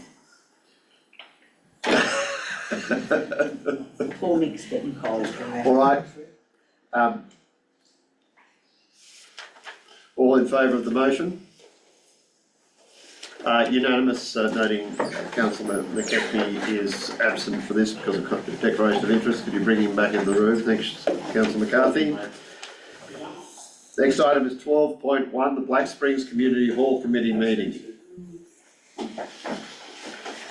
The recommendation of council receive and note the minutes of the Black Springs Hall Committee held on 4th of April 2024. Can I move it, please? Councillor Hayden, a second, please. Councillor Tucker, thank you. Thank you, Yes, Councillor Hayden. I think the report speaks for itself. Discussion in the report around the band room budget, which we'll be going through into the next financial year's budget coming up. A memorial plaque request was made from a person that has family in the area that is having some ongoing discussion with the Black Springs Community Association, who's talked to forestry and thought about putting it over where the Throsby Memorial is, so that's a bit ongoing at the moment. Alternative uses for the Black Springs Hall, that was in regards to the potential for a cafe, and after conversations, it was noted that anyone that does have a proposal that they would like to put forward, they are to do so at first instance to council and with their name attached if there are any. And that's it. Thank you. Thank you. Councillor Tucker? Nothing to add, Mr. Chair. Any further discussion on this matter? Put the motion, all in favour? Carried unanimously, thank you. We go to reports for decision, item 13.1, development application 10.2024.9.1 FAB shared at 2 Langs Road, Essington. I'll go, but I don't know whether they own it or not. Because it doesn't indicate who they It's are. okay, you're fine. Director of Planning, are you able to indicate whether this is? Oh, you're going. A Moorwood owned? Yes, it is. It is, so yes, it is a Moor, thank you. Thank you, Councillor McCarthy. Recommendation is that council vary part 8.4.3, building setback for roads, its current DCP 2001 relation to development application 10.2024.9.1 for construction of a farm shed at lot 24 in DP 871411, being known as 2 Langs Road, Essington. And 2, a division be called in accordance with section 375A of the Local Government Act 1993. Can I move it, please? Councillor Hayden. Seconder? Councillor Watt, thank you. Yes, Councillor Hayden. Yes, I'm happy to support the recommendation to do this variation. I went out for a drive out there. The trees actually block any kind of vision. If you were driving up and down there, I don't see any impact. It's just, you know, governing thing that has to be done and approvals and processes there. So I'm happy to support that. Thank you. Councillor Watt, Yeah, no, nothing to add. Thank you. further discussion on this motion? I put the motion, all in favour? Carried unanimously, noting Councillor MacArthur noted declaration of interest. Thank you. 13.2. Thank you, Councillor McKenzie. Is the DA 10.2019.25.2 modification to enclose the rear of the existing fitness centre, 1-11 Cunningham Street, Oberon. The recommendation is that Council approve modification application 10.2019.25.2 for an indoor fitness centre at lot 23 and DP 1220101, being known as 1-11 Cunningham Street, Oberon, in accordance with section 4.551A of the Environmental Planning and Assessment Act 1979, subject to the modified conditions contained in the report for the following reasons. The modification remains permissible within the Oberon Local Environmental Plan 2013. The modification remains compliant with the controls of the Oberon Local Environmental Plan 2013 and the Oberon Development Control Plan 2001. Subject to conditions, the development is considered to be appropriate and will not impact the locality unreasonably. 2, a division be called in accordance with section 375A of the Local Government Act 1993. Could I have a mover, please? Councillor Graham, thank you. Councillor McKechnie, thank you. Second. Councillor Graham. Yeah, I'd like to move the recommendation. The modifications don't seem to be great. They look like they're good. Thank you. Councillor McKechnie. Thank you, Mr Chairman. Yeah, I support the recommendation. We've talked about this, discussed it at Sports Council meeting, and we've talked about it at council meetings before. We're all aware of it's only a minor thing, and it would be a great improvement, a great help to the guys and the people using the facility over there. So no issues in supporting this minor variation. Thank you. Further discussion? I have a quick, sorry, Councillor. Yeah, I just had a question. Somewhere in here it says that they've got to provide builders' toilets. Can't we, for the short term of construction, use the general toilets that are there and say that amenity's been set up? I'll ask the Director of Planning. Through the chair, as this is a modification, the original conditions still remain, and it's only the amended plans that would be adjusted. So that, in reality, the builders would use the internal toilets, but it's just the original conditions do remain. Okay. And I have a quick question.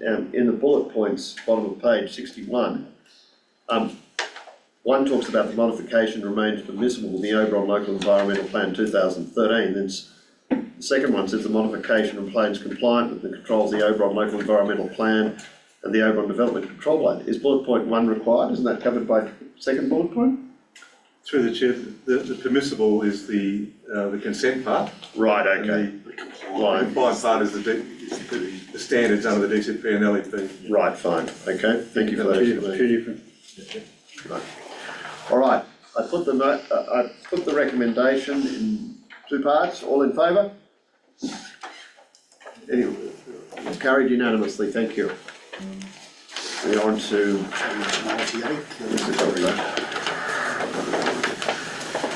13.3 is Council Red Fleet assets. The recommendation of Council recognises the Red Fleet assets in the compilation of the 2023-24 annual financial statements. Move it, please.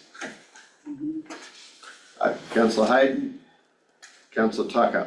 Yes, thanks, Councillor Hayden. Yes, I'm happy to support the recommendation. We're one of the few councils that actually accept this in our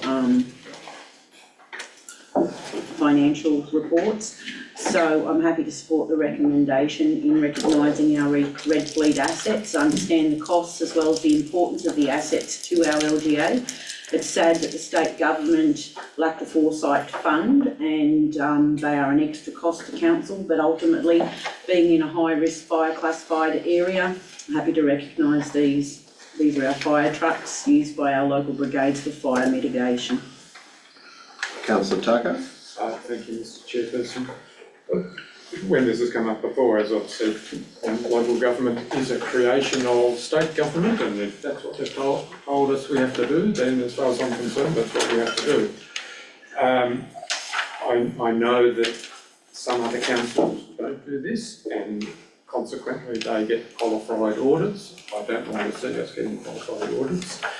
If we ever get queried as to why our numbers don't perhaps look as good as they might have been, well, we can explain, well, that, you know, we can qualify our own numbers and say, well, that's because we are including the red flood assets where others aren't. So that's the way I think it should be done. Thank you. If I could, Mr. Gentleman, I understood that there may have, at some stage, been a slight change of heart by the Minister for Local Government, but I see that hasn't occurred, because I think he was reassessing this again, wasn't he? Through the chair, if that is the case, he has made no indication that we should not or do include Red Fleet, other than the audit office continued.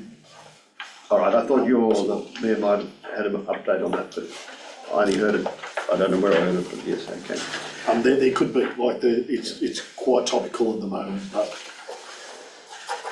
Okay, well, I think at the present time we have no option. All right, all in favour of the motion? Oh, sorry, the Mayor, sorry.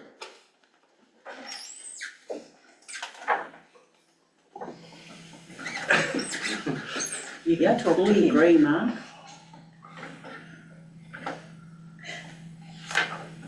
Yeah, Mr.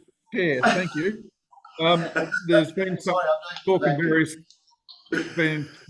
in various quarters about the way that local government books are structured, and at the country mayor's meeting last Friday week, there was a person there who made a solid case for the fact that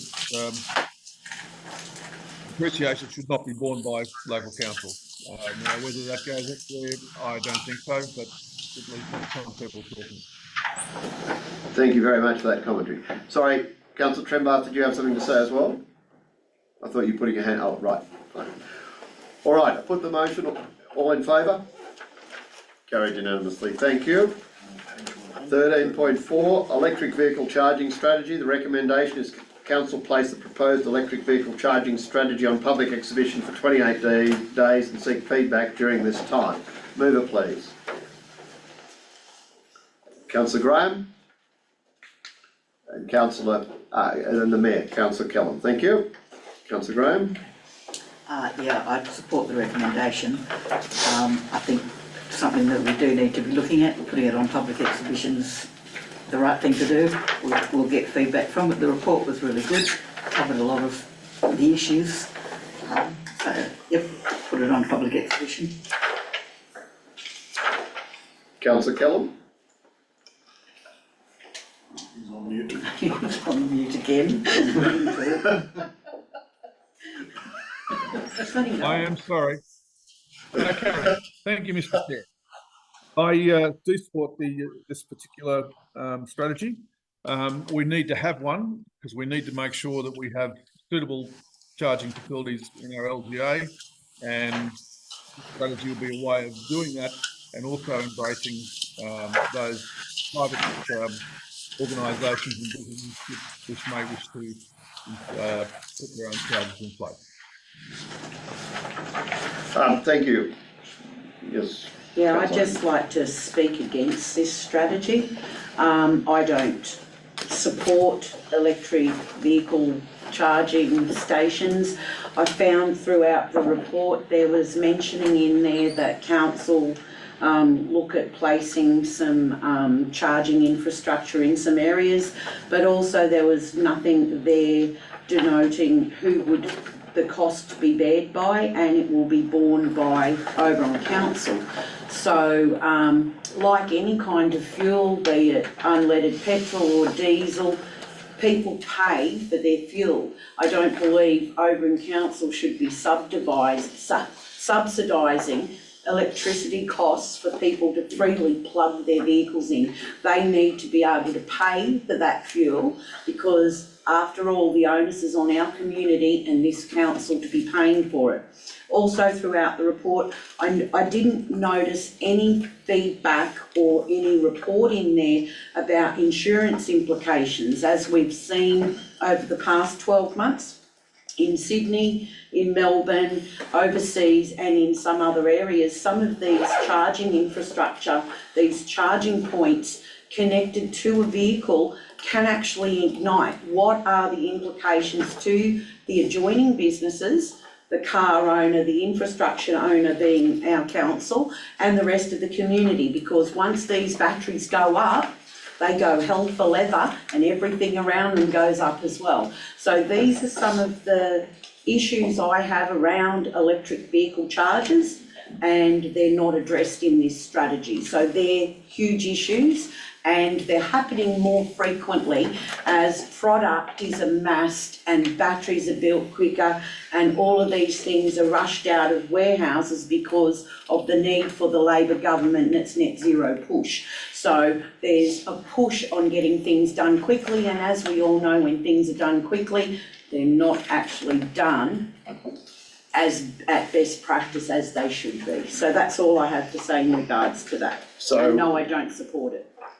So if this is endorsed by council, you're quite at liberty to put a submission in, which I'm assuming you will. Thank you. Councillor Trembath. Councillor Trembath. Look, I support putting the strategy on exhibition because we need to be grant ready. But similarly with some of the issues raised by Councillor Hayden, we never have to, I don't actually agree with us getting into the supply of energy. It's something that the federal government has created with electric vehicles, and now they've pushed it down the line to local government, down to us, our ratepayers, to provide charging stations. So possibly we can get them with grants, but there are a lot of other costs that come with such a piece of infrastructure. And there's also a little part in there about being part of our tourism strategy. If one of the pillars of our tourism strategy is that we must have charges to get tourists to our town, I do despair a little. It's not that big a thing. I totally agree with the RSL charging a higher rate and making sure they have an ROI. And if we put it in part of our tourism, it'll all be a bit of smoke and mirrors about we've got this many tourists and they ate here and they did that, but no one will actually be able to quantify what those dollars mean. We still get tourists all the time. So it's just a little bit of, we don't get into fuel, we don't have petrol stations for our tourists. So I'm a little bit reluctant, and I suppose I can put a submission in, but I just want to put that out there that there's a lot of EV chargers that are out of order, and it's not really noted in the strategy. It's almost like, oh, they're very easy to manage, and I think there'll be a lot of costs back on council if that's the case. And if we're going to do it, we should make sure there's always in place a good return on investment for us and our ratepayers, because it is a cost that needs. And if we've got 11 vehicles in town, I believe, and they probably plug into their own networks with their solar or power. And this is just for tourism, and it's a very, very tiny piece of our tourism. And in Bathurst, I see the charging stations empty all the time. They are not used. So if we're going to have them, put them out the front of council so we can actually monitor those 4 parking spaces and see what's happening with them. Thank you, Councillor Trembath. Any further comment? I would just like to make a comment that I think the authors of this, Deborah and Matt, have done a great job in getting all the information. I certainly read the report and learned a lot about EV charging stations and the 3 different types of charging stations, which I wasn't aware of before. But I think we need to take account of the comments by Councillors Hayden and Councillors Trembath. Yes. Anyway, yes, Councillor McCarthy, sorry. I just want to find out, on page 122 of the report, it shows 4 charging stations on the side of Tully's Lane behind the toilet block. Yeah. Are they then going to preclude ordinary vehicles from parking there, or are they going to be for electric vehicles only? And keeping in mind that this is where our Red Cross bus parks when they come to do the donations. Is it the right location for 4, or should it be cut back to 2? Well, I think, are you able to write a submission on that basis that we consider? No, I can ask them. I'm trying to find out from the report. Well, I think they would probably preclude other cars parking there. And have we got a solution for the bus? Through the chair, I was of the opinion that the bus parked across the other side of the road now, but I can certainly take that on board as part of this. What, where the library is? Yeah.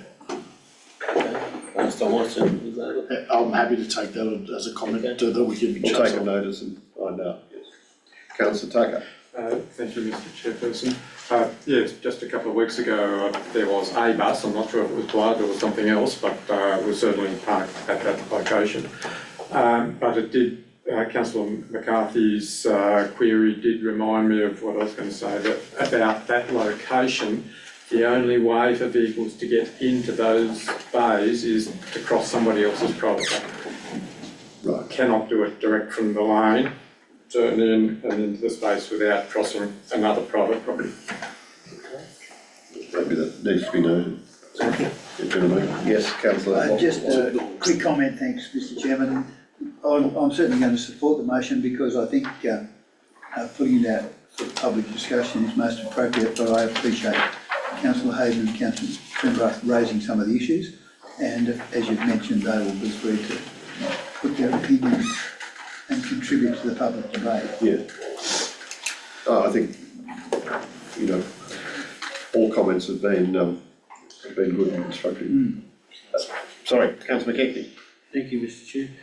The one thing we need to be mindful of is some of these locations that are suggested here may not be all that suitable. I use Councillor McCarthy's as an example, suggestion as an example. A lot of EVs, they don't all plug in and connect in the same position. Some are at the front of the car, some at the side, some at the back. Some come with their own cable, some need a cable support, EV station with a moulded cable support in it. So you can, just from experience, down at the ones at the RSL Club, you have 3 cars there taking up 5 spots because one's parked sideways, one's parked nose in an angle, one's backed in. So some of the spaces we've got here may not be practical. So we need to, I don't disagree with the policy, but put it on exhibition, but there's a fair bit more detail there when we come to actual installation in specific areas, because there's a little bit more to it than just saying we'll throw 4 here. And how we charge for it. Well, I'm a great believer in private enterprise. Charge what you think you can get for it. Put it up a bit higher than that. All right, any further discussion? All right, I'll put the motion, all in favour? Unanimous, I think, wasn't it? Yes. Mr Chair, could I move a motion to take a 3-minute break so I can go to the toilet? 2 hours in, not 3 hours, but yes, I'll second that. Second that, right. Can we stop the recording for, say, we'll make it. Thank you. 13.5 is a prioritisation of capital works for footpaths construction, and capital spelt incorrectly in the heading. Recommendation is that council review its tier 1 and tier 2 levels of service for existing footpaths. 2, reinstates proactive footpath inspections. 3, develop more objective condition assessment criteria for existing footpaths. 4, in the short term, i.e. within the 24-25 financial year, and prior to allocating the unallocated $46,973.45 from the Legacy Town Improvement Fund to a specific project, develop a prioritised program for upgrading of existing and installation of new pedestrian facilities under consideration of council's strategic documents and plans. new footpath construction since the development of these, critically and risk to pedestrians as well as expected use frequency, new key trip destinations such as council new sports ground, and in line with Australian standards. 5, in the longer term, i.e. by September 2025, develop an improved approach on how to sustainably manage council's assets, including footpaths, under the consideration of council's current asset management plan improvement plans. 6, investigate the feasibility of including footpath data into council's GIS system. Can I have a mover for this recommendation, please? Councillor Trembarth, second Councillor Callum. I do know that recommendation 4 is quite wordy, so anyway. Councillor Trembarth.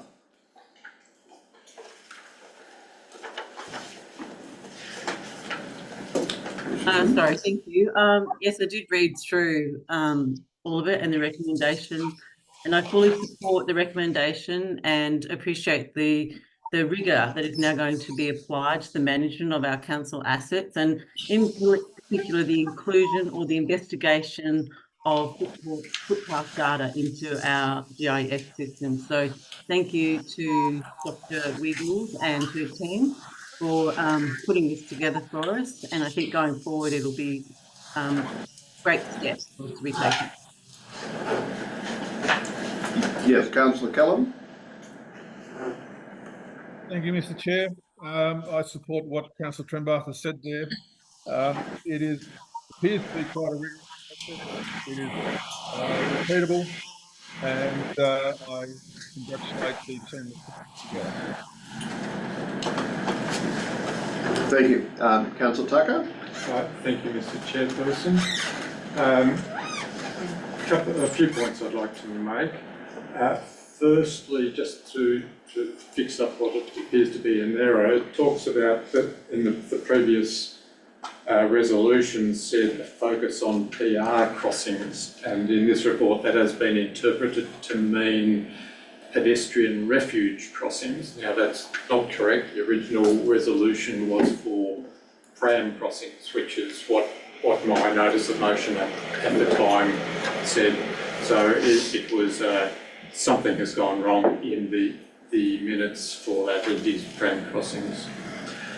As far as these recommendations, numbers 1, 2, 3, 5 and 6, they all relate to management and maintenance of existing footpaths.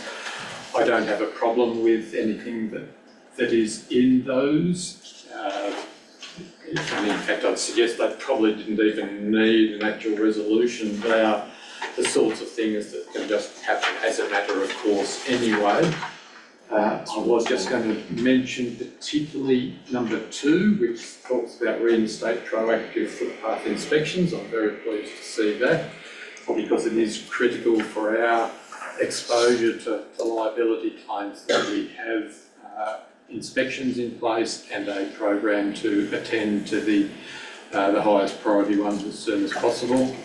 And I continue to notice fairly serious trip hazards in a lot of places around the county. We just have to get on to fixing at least the worst ones in order to reduce our exposure. So the only recommendation that really relates to what my original motion was about is number 4. So the motion was where I was posing what to do with the remaining TI money. And that's what number 4 is about. And there's not a lot of money left. It's certainly not a lot of money left in the TI fund. It's not going to go very far with continuing with the footpath construction. So if we want to do more in the future, it's going to have to come out of the general fund. So I am proposing what I think is a fairly minor amendment. I know that it is proposed that at our June meeting we will be reviewing the money that is currently remaining in the TI fund and reallocating where necessary. So I am proposing that number 4 be altered slightly So it would remove the words between the dashes. So where it says, and prior to allocating the unallocated $46,973 from the Legacy Town Improvement Fund to a specific project. So I'm suggesting we remove those words simply so that we do have the option next month, if we choose to do so, to allocate those funds rather than being constrained by, because we haven't completed all the other stuff in that recommendation. Councillor Tucker, that's how I actually interpret it for, basically saying, let's stand over the 46,963, 45 to 24-25 when we do have those discussions in June, so that that goes into the mix with also the unallocated TI fund to see what, and we get the involvement of the IP&R community survey, so that we can actually make a decision on that whole footpath. I wasn't expecting that the other stuff in the remainder of number 4 was going to be completed by June. If it is, then that's fine, but at least if those words between those dashes are removed, then we've got the option to do so, even if the other stuff hasn't been completed by then. If it has been completed, well, we can still do it anyway. So I don't see any disadvantage, and it still doesn't oblige us to allocate them in June, but it gives us the option once we consider that report in June. And I would also propose adding a number 7, which is review the funds remaining in the TI fund at the June meeting, including considering the allocation of the 46,973 for footpaths to specific projects.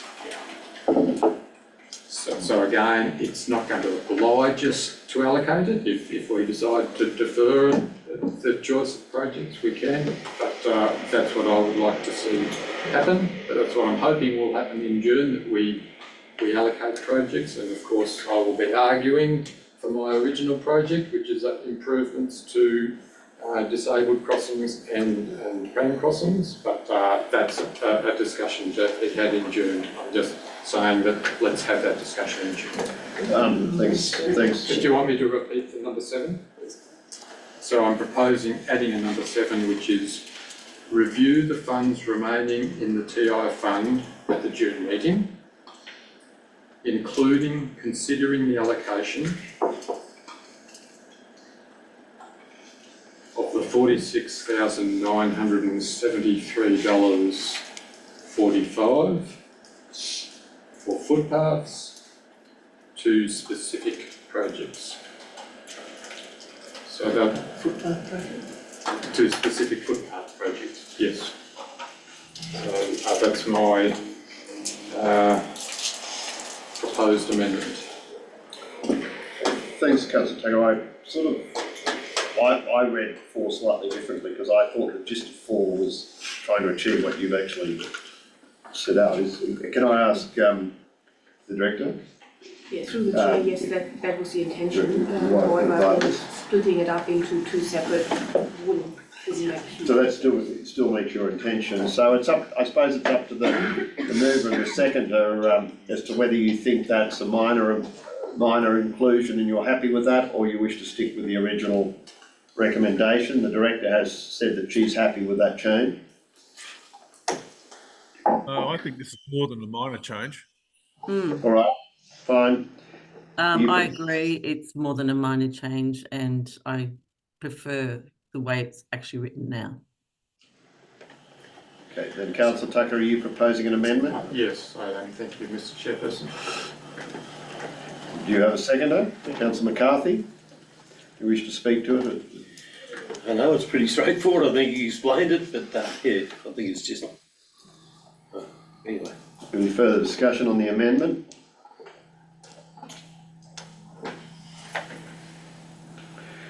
So I put the amendment. Those in favour of the amendment?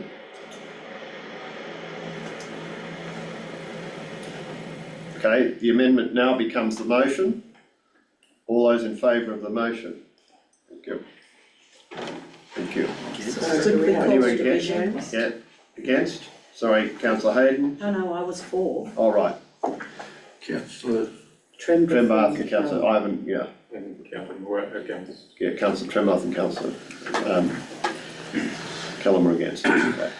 Mr Chair, Yes, just a couple of minor alterations in the report, I think. we've passed the, Okay. passed it. Maybe you could note those to the director? Yeah. Directly, if there's, Yeah, yeah. superficial. Yeah, but if there are some changes, yes, right.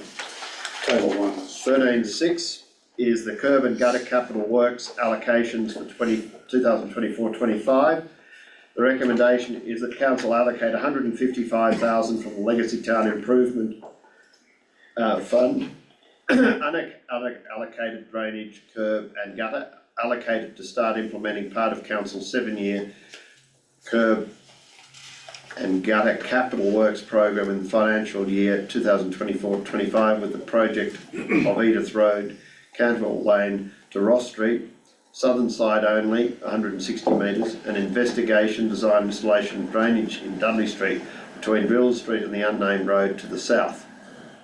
2, review its curb and gutter program and consideration of required road widening and requirements for significant additional drainage installations, including associated costs and alignment with the council's sealed town roads program. Further investigate the reported sewer overflow issue at East Dillon Street to its technical services department, and the report is provided back to council with findings, recommendations and estimated costings once this investigation has progressed. The investigation has progressed or been finalised. Okay, can we move it please?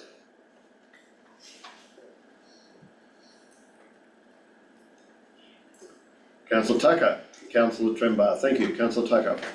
Thank you, Mr Chairperson.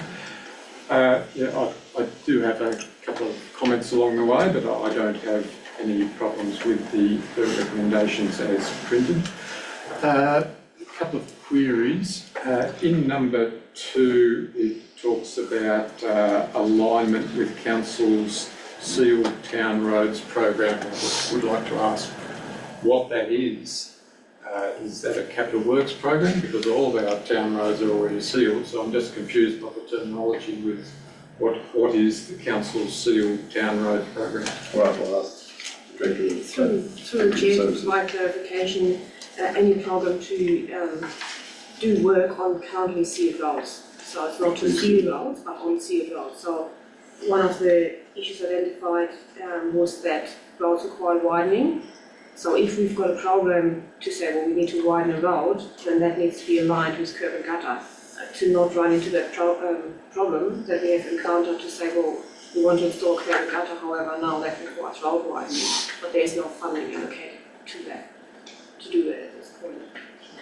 But I don't think there is any such thing that I'm aware of for capital works on town streets apart from where we're proposing to install curb and gutter and widen the road to meet the curb and gutter that I'm aware of. So I was just confused about what that was referring to. On the issue of lintels and grates, which again is what I had raised in my notice motion a couple of months ago. So on page 145, the top section, comparison of lintel versus grate, the last paragraph, it talks about replacement of the drainage pit and would normally be considered a non-sustainable use of funds. I'm a bit puzzled by that choice of the word non-sustainable. Do you simply mean that you don't think it's a wise use of funds? It's just an odd choice of word, I would have thought. And excusing my ability to speak the English language proficiently, but what I was trying to say here was to, that I believe it's not a wise allocation of funds, considering we already have some that does the job. Thank you for the clarification. And certainly I agree that it's not wise to go off and build a pit in any form and then come back later and have to modify it. But we're in a situation where we have old pits which were built without lintels, and from my own observations, I see them get blocked up frequently, and so I still believe that in that situation, it is a sensible way to spend that remaining money. But I'm not proposing an amendment at this stage. That will come next month again when we decide what we're going to do with the legacy TI funds, and we can have that debate then. But at that time, I will be arguing for the whatever is left over after we allocate that 155,000, which would be in the order of 43,000. I'll still be arguing at that time that we spend it on modifications to old pits that were built in such a way that they lock and to add lintels where necessary. Are you going to have a list of those, which you say are a problem, so that the Technical Services Director can... I'm happy to provide. I'll drop an email to the Director pointing out locations where I've noticed them, particularly the ones that I've noticed getting blocked. Yeah, we can have that discussion in June. Well, I think, discussion can't be held unless you've got specific indications of which one you're talking about. Yeah. There's quite a few around the town. Well, there aren't that many left. That's part of my point. Nearly all, I'd say well over 90% of pits already have lintels, and the ones that we modified that were built 3 or 4 years ago without lintels, constantly blocked up. Right. Now been modified with lintels, haven't seen them blocked since. So that's just well. Put the list up, and operationally, the Director of Technical Services will look at the issues. Yeah. But that was all I had to say in support of that motion. Thank you. Who's the second? Oh, Councillor Tremblay, sorry. That's okay. Look, I'm not on mute, am I? No. Look, I support the recommendation, and I appreciate all the work that's gone on to it, and also getting it back to us so quickly. I appreciate that the Tech Director has just got her feet under the table, and it does give us the background so that when it does come back, and as Councillor Tucker has indicated, will be a bit of a robust discussion around it, but at least we now have a lot more information to enable us to make those decisions and perhaps support what he would like to put forward. So thank you. Thank you. Yes, Councillor Hayden. Yeah, I have a couple of reservations regarding number 2, regarding the curb and gutter program. Under the Town Improvement Fund, people were paying the Town Improvement Fund for a curb and gutter program, although they were paying for the curb and gutter as well. However, I'll move to number 1 first. Canterwell Lane is Cantwell with no ER. And I'm wondering what the unknown road to the south of Dillon is. Is that talking about the car park that's going into the common? Because I don't know where there's an unnamed road to the south. Yeah, there's no physical road there, it's just a Crown Road reserve. Where that drain goes off downstream from Dudley Street. Sort of opposite, you've got the ponds in the common that come down to Dudley Street. Yeah. Go underneath Dudley Street, discharge out to the east, and there is an unnamed road out to the east. Oh, okay. An access when there was nothing there. Yeah. Okay. All right. Because I did say, can we name the unnamed road? But we're not going to name the unnamed road. Right.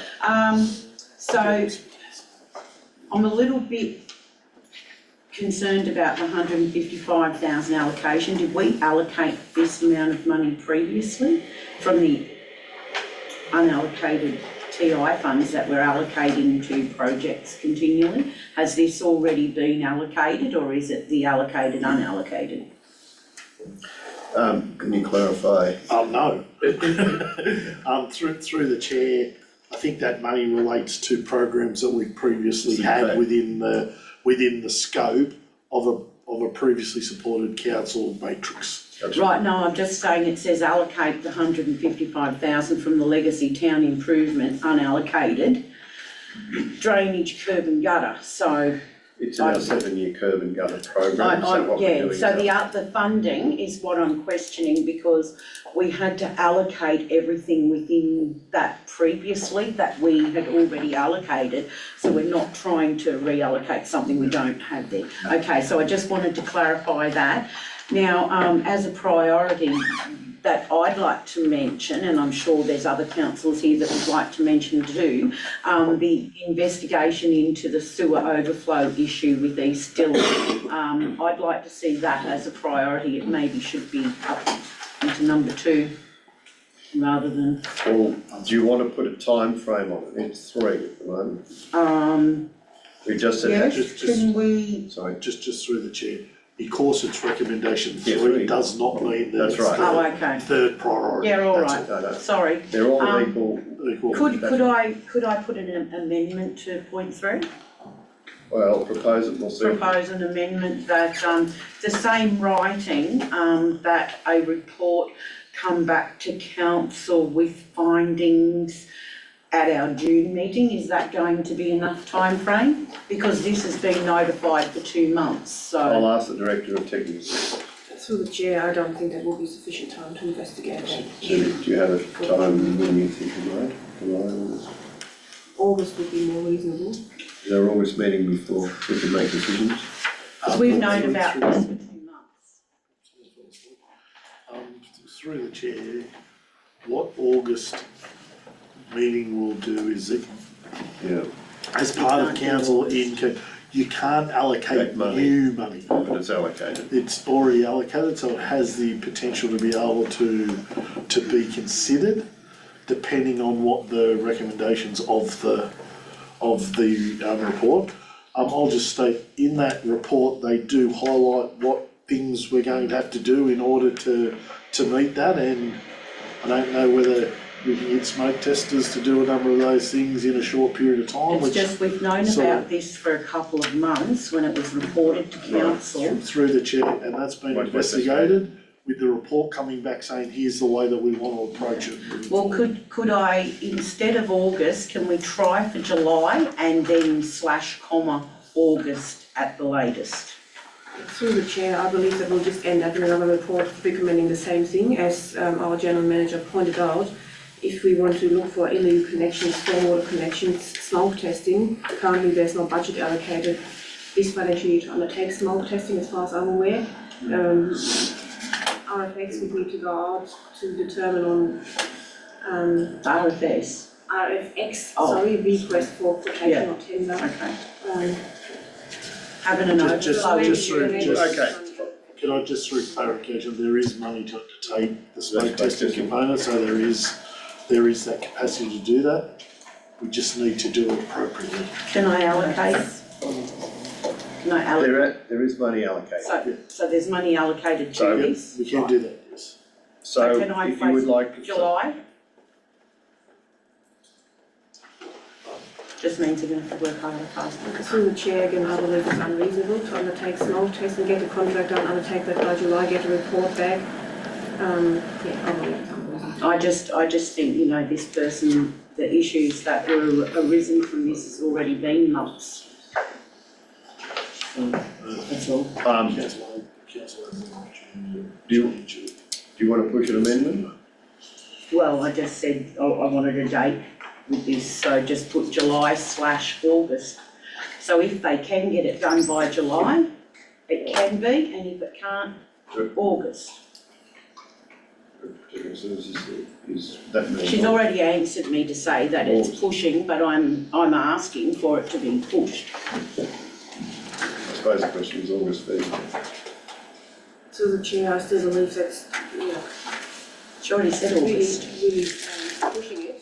That means we need to allocate resourcing now to get quotes for smoke testing contractors and community consultation, education, information, letterbox drops as to, what are we doing, where are we doing it. It's only for Dillon Street. Yes. Where the sewage is overflowing. The issue is with infiltration, that it's not an isolated issue. Wherever it's contributing to, it can come from many locations. It could be as outlined in the report, coming from illegal connections, from manhole leaks that are not raised, from sewer mains that are not, that don't have integrity. And the only thing that we will find out is smoke testing, illegal connections, or other issues on the boundary, internal side, like broken boundary shafts or low-laying All right. yard traps potentially. So Councillor Hayden, if you wish to push an amendment, you're entitled to put an amendment. I want a date on there that says a report Well, that read it's it. done by August. So- Further investigate the reported sewer overflow issue at East So you're Dillon proposing an Street. amendment to section With, I 5.3. want a timeframe. Well, As I fine. said, I was just reading it out, so So what are you proposing as That- an amendment? that a report's provided back to council with findings, recommendations and estimated costings once the investigation has progressed by August, next August meeting, council's August meeting. Can I confirm you amending point 3 or you adding Point three, point four? point three, sorry. So do you have a seconder for that? Yeah, I'll second that. Councillor McCarthy? Just Any other add that discussion little on the bit at the amendment? end. Councillor Tucker? Thank you, Mr Chairperson. I don't support the amendment. I do acknowledge what the Director has said, that there is substantial work required to properly investigate that. It's not a matter of smoke testing in that particular location. It is almost certainly the case that that problem results from infiltration, particularly from illegal connections, and that's a big task. So I certainly support us getting onto the smoke testing as soon as we can. We've had money sitting there for 2 years, and it's important that we do this. And I think that's also going to be really important in order to reduce the flow into the sewer works, which is contributing to our need to fix up the sewer works. So we do need to get onto it, but I do think it's unreasonable to put a time limit. So you're supporting the original motion? I'm supporting the original. Anyone, any further discussion on the amendment? Councillor Trembath? I am of the same opinion. I don't support the amendment. We've been told several times there that it's not timely to give us that date. So I, with Councillor Tucker, support the original recommendation. All right, I'll put the amendment. All in favour? Sorry, Councillor McCarthy. No, you won't, yeah. I'll support what Councillor Hayden done, recommends. We've had that money sitting there for years and no action.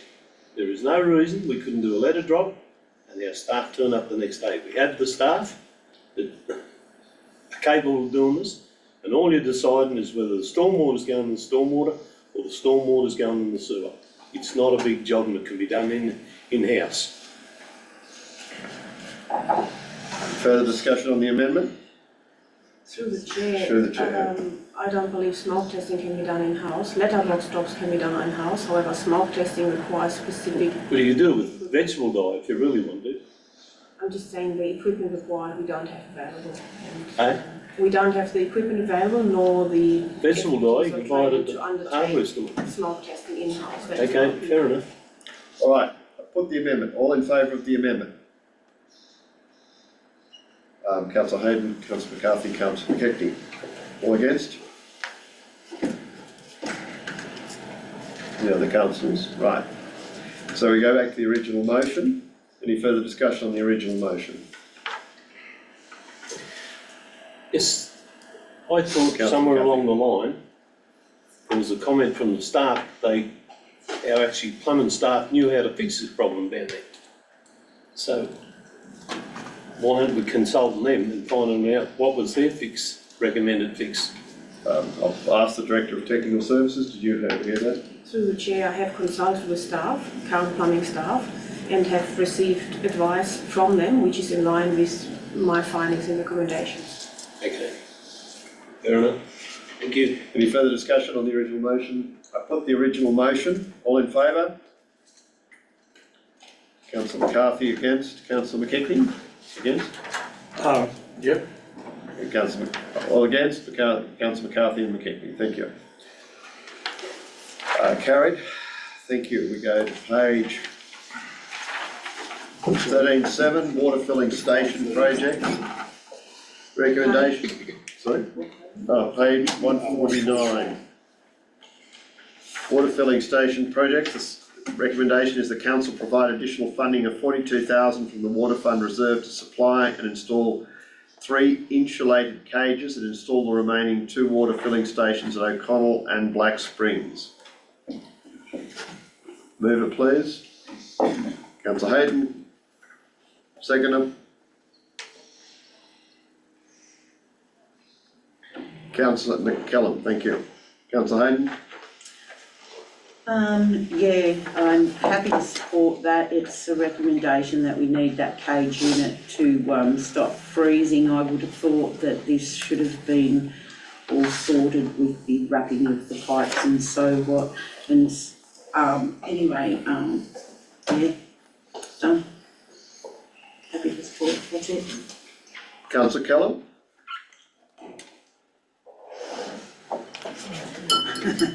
Interesting. I think that's it. Background noise. That's two years of not having to worry about unmuting. I support the motion, and my only disappointment is that when we went in, we picked up the fact it was going to be in an alpine area and needed to be lagged. That means that's spilt milk. So I support the motion. Councillor Trembard. Yes, I think we have to support the motion. We need to do it. But again, just to be clear, I think that's very disappointing that this has come after the event. And again, they have a contractor that's got no idea of the geography of our area, that they just discovered this. And I think we should be asking them to reconsider that why that wasn't part of the original quote to it. But we need to do it. If we're going to go into winter, we have to have it done, but I still think a discussion should be had with them, but I'd be happy to support the recommendation. Thank you. Councillor McKechnie. Yeah, I too support the motion, realise it's got to be done, but very disappointing that we did, whether the quote wasn't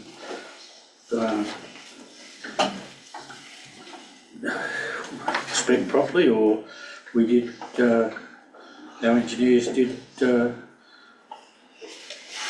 come across this before. We've already got one installed, so I assume it's been installed incorrectly again. Otherwise, we wouldn't be buying 3 cages to do 2 other stations. So, this is, I don't believe we should be taking the money from the water fund. Water fund's paid by the town ratepayers. And this is not the reticulated water system. So I don't believe that we should be taking the money to pay for it from the water fund reserve. Councillor McCann. I believe the director originally said that we were putting the other ones away and buying one similar to what was along Hereford Street. Now the one we've got here is green, the ones in there are blue. They're a totally different unit. So I'd like a further report on why the difference. And if you go into Bathurst, Hereford Street, it was freezing the other night, yet we had a couple of degrees temperature here. I just don't think we're getting horses for courses, because like I noticed the ones in there, I think there's 3 or 4, they're blue. How's green? Is it a different brand or a different model? And surely goodness, we should be able to get some cages. If frost comes down, surely some of our Oberon engineering factories should be able to make a cage or insulated box to go over it at far less cost than what we've been doing. This is too outrageous, and I think we've been fined. $42,000 a lot. So could I ask the General Manager, 42,000 says install 3 insulated cages and install the remaining 2 water filling stations. How's that split between the installation of the 2 water filling stations and the 3 insulated cages? Is it a breakdown? Through the chair, I cannot provide the breakdown at this point. I can We'd have to take take it it along on and come back. Because And did the one that was in the one in North Street, I take it, although installed, when was it, last year? It didn't have any insulation on it and still doesn't have any insulation on it, is that correct? That's correct. Do the Bathurst ones have insulation? Well, they're in a totally different box, like it's, and the report from the director said we were getting the same, so that if we needed parts, they were available next door or virtually, but I just can't understand the fathom of it. I think we've been milked, to be honest. Aren't they the ones, because we couldn't get the parts for the original, so we decided to do the others like the one in North Street? That's right. And that's it, I don't think it was to be the same as Hereford Street, it was just so that we had all the same. Yeah. And they talk to each other. There's a blue. But they might be pink somewhere else. Is there anywhere else we can get the money? Yeah. Parks and Gardens Fund? So like it's, as I said, it's a town, it's paid by the town, ratepayers, the water fund. There's enough water problems in town that 42,000 can be spent on without spending it on Do you all want out of town. Do you want to wish to propose an amendment? Yes. Right, thank you. Councillor Kennedy, could you? I'd like council to come back with a recommendation for an alternate funding source that it's not taken from the town water fund.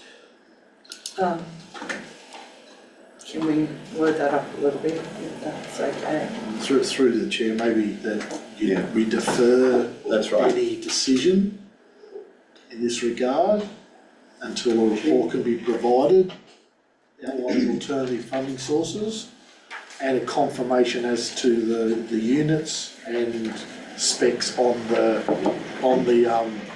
cages. And the allocation of funds as between installation of the 2 water filling stations and the cost of the 3 insulated cages, because arguably 1 insulated cage can be paid for by water fund because it's going on North Street. Yep. And the others can be alternate source. I think that's what. Yep. And I think that's what we I should get it into a couple of local engineering firms. It can't be. It can't be a massive job. And just, the last part of this previous motion was to install the remaining 2 water filling stations, so I'm assuming we'll hold off So on we that. defer the report. Further report, provide a further report outlining alternate funding sources and what were the other points, sorry? And breakdown of opportunities for other avenues for Other potential developing. funding sources. Well, we've got the funding sources, I'm talking about the cages. Other, and what about alternate design and manufacturers or something? Of the cages, we still need a water filling station. Trying to keep the same in vicinity, if, in case you need spare parts, but I'm pretty sure when I seen the ones going in over here, there was 3 of our staff and 1 other bloke there, and I think he might have been something to do with the card, like, so, when it was installed, there's 4 people there. One for Alternate funding sources and specifications on cage design. Is And there a breakdown of costs. alternate quotes for constructing insulated cages? I think that the council's asked for, well, why is the cage so expensive? Like, we'll give you an understanding of what that means. We actually don't know the breakdown of 42,000, so it could be 20,000 allocated to insulation and 22,000 allocated. That's right, and a breakdown of costs. Yeah. So you now have an alternate. Alternate cost, sort of funding source. Excellent.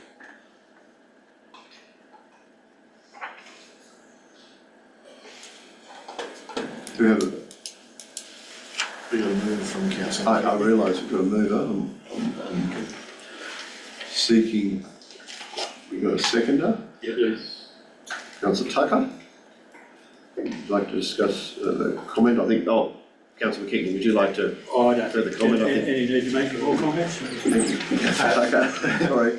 Thank you, Mr Chairperson. It's exactly the main concern I was going to raise on this report anyway, that for exactly the reasons that Councillor McKechnie has said, that I just don't think it's appropriate for money from the water fund to be used for purposes outside the area where nearly all of that water is collected. There might be a tiny little bit of income come from those supplies, but it'll take till it's sort of doomsday to recover the cost of installing it, and it's just not an appropriate source of funds, and it's exactly why I didn't support the original allocation for the purchase of those items from the water fund in the first place. I just don't think it's right.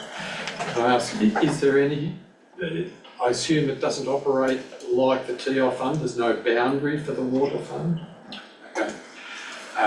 And I was going to ask if there are any other reserves or funding sources, perhaps section 711. I think 711 was used. I think the General Manager will come back with commentary on that when he comes back. And I was also going to ask the same question that you asked, Mr Chairperson, about how much of that 42,000 is for completion of the installation. Are we saying that the original money that we allocated, that we thought was going to cover the purchase and allocation, has that turned out not to be right, and we've got to top that up? So how much is top up of that cost and how much is extra needed for the installation? Thank you. Any further discussion on this amendment? If not, I'll put this to the councillor.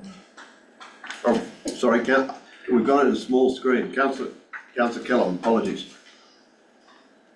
Thank you, Mr Chair. For the General Manager, through the Chair, when people take water from Black Springs and O'Connell using these devices, are they paying for that? Through the Chair, yes. And which fund will that money go into? Through the Chair, the water fund. Okay. Thank you. Any further discussion on this? No? I'll put the amendment. All in favour of the amendment?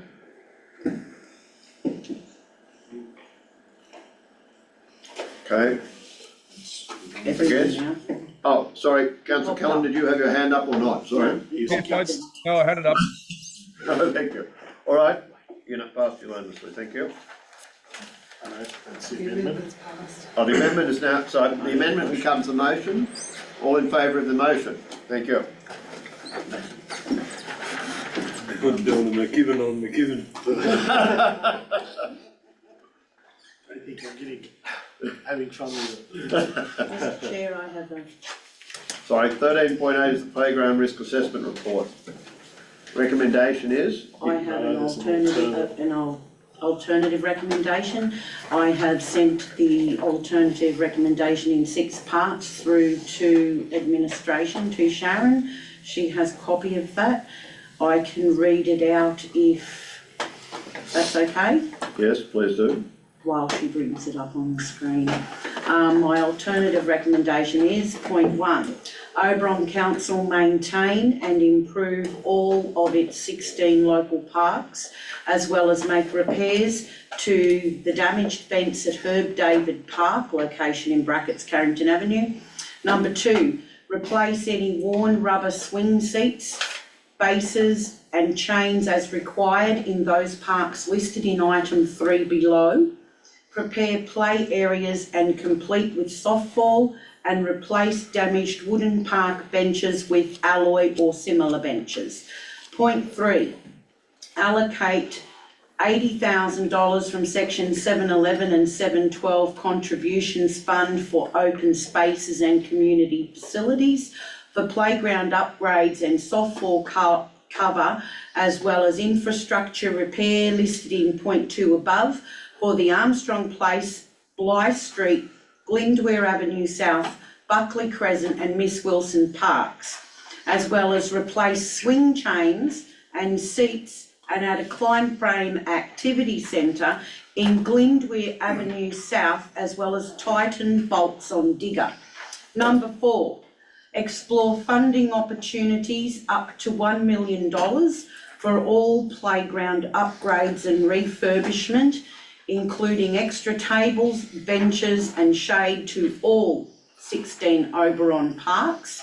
Prioritise those parks in residential areas that require upgrading and compliance around shade and softfall. Those parks being Armstrong Place, Bligh Street, Glendware Avenue South, Buckley Crescent and Miss Wilson parks, as children in these areas have a right to access green space and recreational areas. Point 5. If council find they are struggling to maintain all parks, create a 355 committee called Parks Maintenance Committee and call for community volunteers and place 2 council delegates. Point 6.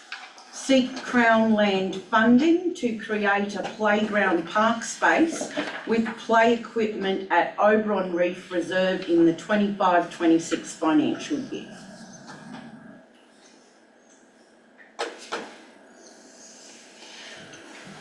Good. Do we have a seconder for this motion? Yep. Councillor McCarthy. Okay. Would you like to speak? One of the issues I had, I read the report, I read the 2 compliance issues that have been listed throughout the report in the document. I was also wondering if in fact the inspector actually is on the inspector register of Playground Standards Australia. One of the issues, I'd like to just read this out, I'll try and be brief. Unlike manufactured products and materials, natural elements are not predictable. So natural elements encourage children to develop risk management skills as they negotiate natural environments. The management of risk in a playground is the responsibility of all involved in the provision of play, including designers, manufacturers and operators. It should be recognised that risk-taking is an essential feature of play provision and of all environments in which children legitimately spend time playing.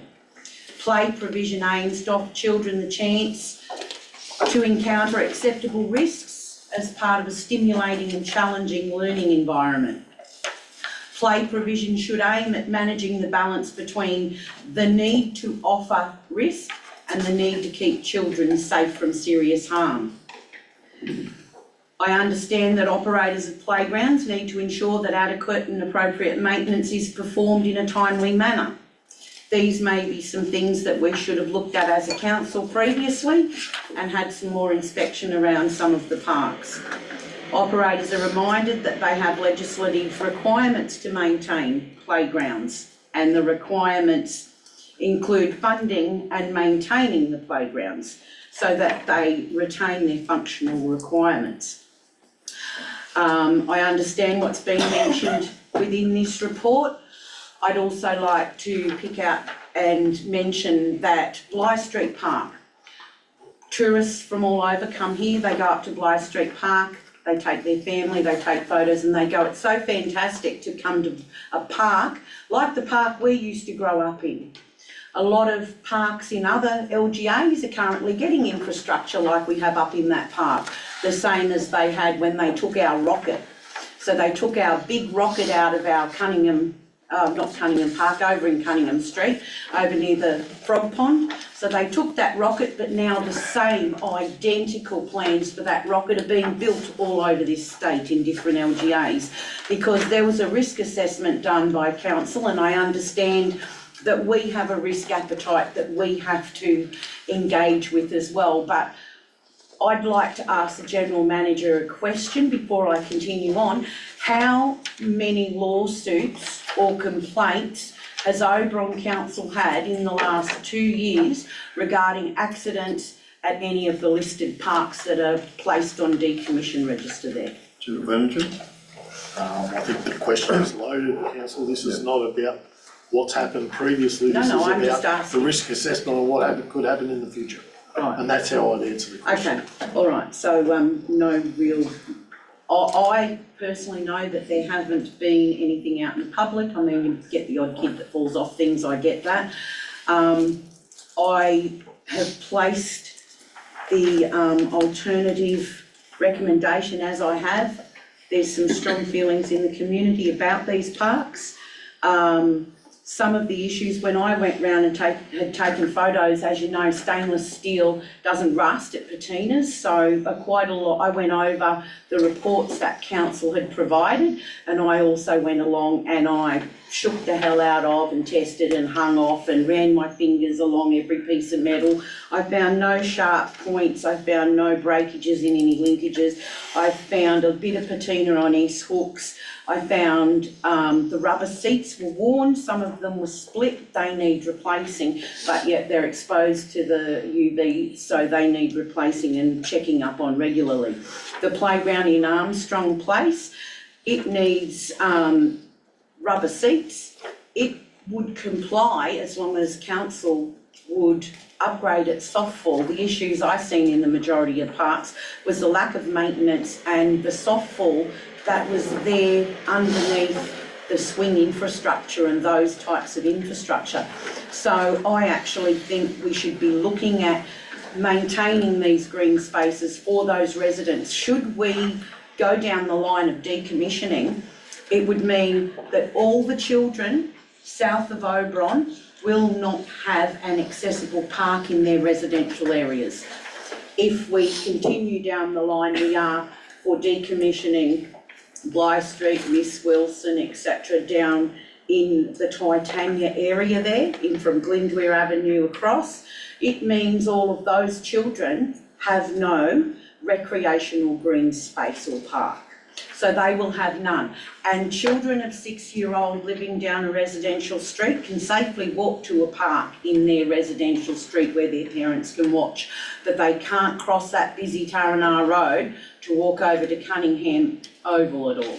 And they can't walk to the common. So these children and these residents have a right to have their green space in their parks, and that's all I have to say on that for now. All right, Councillor McCarthy.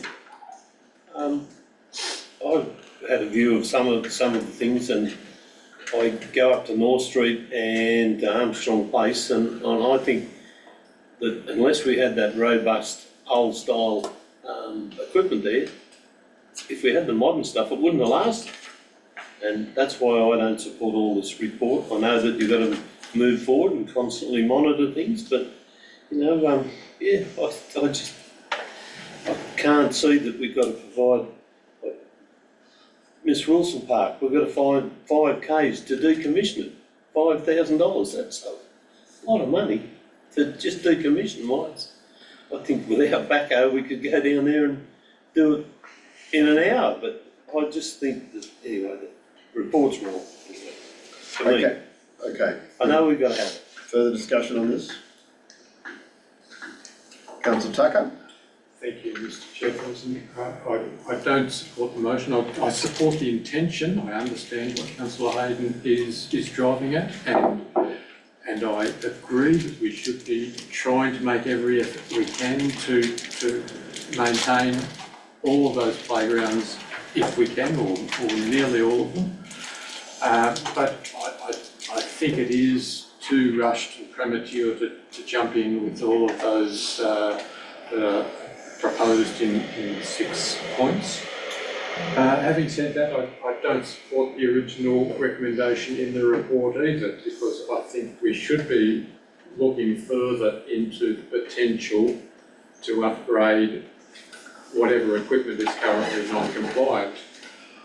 On page 153, where it lists the options, the first option it says is re-establish non-compliant equipment to compliance standards where possible.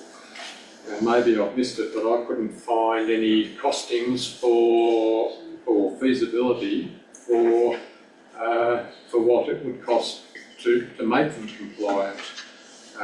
But perhaps I've missed it, but that's what I would prefer to see if we need to barricade it off in the meantime. And So are you foreshadowing if the amendment fails, are you foreshadowing a further amendment? I hadn't thought of it, it wasn't in my notes, but yes, I will foreshadow an amendment along those lines. Didn't need me to come up with wording now. No, but you're foreshadowing, that's. Yes. An amendment to the original recommendation. Yes, that's right. So just to make it clear, you have an amendment. Yes, If so the amendment fails, you have a. Yes, I will propose a different motion, which would be similar to recommended, but modified. Yes, I understand, that's why I'm asking if you're foreshadowing it. Yeah. You can't propose an amendment now. That's right. Yes. All right, further discussion on this amendment? Alternate motion. Well, it's just a It's an motion. alternate motion. No, it's just No, a it's It's a a motion. recommendation. No, it's the It's a recommendation. Because this one does not recommendation. have a, so all you were doing, He could have put a because proposed amendment out. you, No, the alternate, this was never put, that's right, so you have a motion, yes? which is, so you could look at your amendment now, to be honest. That's with you. right, you could, because you can do an amendment now, Sorry. because it wasn't My put, apologies. it was an alternate motion, you can do your amendment now. So would you put, Yeah, but I'm not proposing to amend councillor Hayden's motion. No, I'm foreshadowing. no, but that's, this, you have to put an amendment because if this fails, it goes, because we have, the original motion's not on the books. No, my foreshadowed motion would be if the current motion. It's an amendment, this is your this is amendment.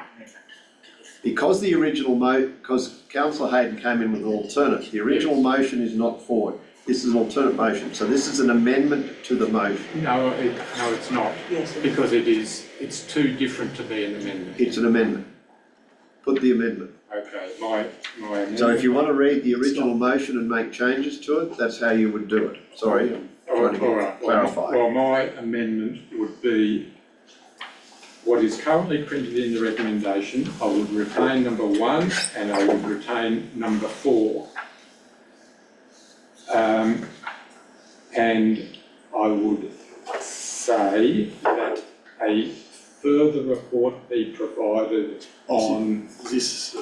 So I think you're saying that the recommendation was as written in the papers. Yes. 1 would become 1, 4 would become 2, and you're about to read us 3, is that right? Okay, well, my number 3 would be a further report be provided on the feasibility and costs involved in upgrading currently non-compliant equipment to comply with current standards. Can I ask you to read number 1 again? Because it states there only the 10 of the 16. Yes, but it is talking about prioritising. And decommissioning. Yeah, well, good point. I hadn't picked that up because I wasn't planning to move it. So that would need to be, yes, just finish it after 16 playgrounds and remove the rest. Move the 10.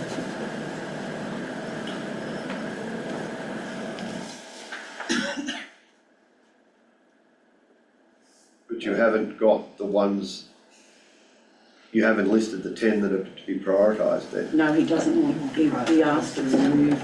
Yes. Maintaining and improving, it's 16 playgrounds. It's 16 programs. Right. And then remove the rest. And Why am I helping you with yours? well, but I thought you were saying you prioritise the 10, but you still don't. No. yes, well, that is what I thought I was doing as well. Prioritising the 10 and get further information on the 6 that are currently proposed to be removed. Further information rather than decommissioning. Yes, that's right. So, just councillor, if I could, that prioritise its resourcing on maintaining and improving its 16 playgrounds. If we're bringing back a report, it'll highlight what that would require for the non-compliant ones. Yeah. Does Yes. that work for you in that regard? Yes, So take the rest of Yeah, one so out. just leave the other 6. We know what the 6 are. We've provided the report that says which ones aren't. So we've got it down to just a number 1, that's all we need. No, well, if that's your amendment. So 1, 2, and I think you said 3 is a further report on the feasibility of making non-compliant equipment, etc. Feasibility and costs Cost. of upgrading non-compliant equipment to comply with current standards. So you now have an amendment there, councillors? So, Don't have a second yet. That's not an No, but you amendment. just have an amendment. That's the me and Tucker's amendment. it's an amendment. Yep, so now you need a seconder to deal with it if you want to deal with it. I'll second that. Yeah. I think that's. Thank you, councillor Kitchen. So can I mine will speak? become Yes, certainly. obsolete. deal with that. Councillor Mine Tucker. would then become obsolete. Yep. 10, yes, Yeah. can you speak to it, councillor Tucker? Yeah, so I've probably covered most of it, but as I said, I just think we're jumping in too quickly to either remove them without even knowing if it's possible to bring them back to standard. But I also think it's premature to jump into all the other actions that were proposed by councillor Hayden, so. I can't place an amendment to his amendment or anything, can I? No. So I think it needs us to look further into whether it is feasible and what it would cost and where we would get the money from. Councillor Kitchen? Thank you, Mr Chairman. I'm a little bit torn between both ways here. I don't support doing away or decommissioning the playgrounds. I think there's certainly a place for the ones in the south and in the east because of the large residential areas in those areas, but I think we might be jumping in a little bit too quick. That's why I'm seconding councillor Tucker's amendment. I think we're better off to have a look at and get a report back on the costs and the feasibility of it. I think we should also look at, to take councillor Carthy's point here too, that there's a couple of areas there that we might need some more robust equipment than what the minimum infant type play equipment is. Some of those areas can get a little bit of rough treatment, and visitors from other areas and stuff. So I think maybe we look at, I don't know whether there's different grades of, I assume to be areas in other places like Western Sydney and southwestern Sydney that would have rather bulletproof equipment. Whether we need to that standard, I don't know, but it's worth having a look at, I think, so that we're not repairing or replacing it on a regular basis. But I certainly would not like to see any of the parks decommissioned just in a blank thing. 6 out of 16 is a pretty high number and would leave the north and the eastern and southern areas of town fairly scarce for play areas for younger kids. Councillor Tremblay.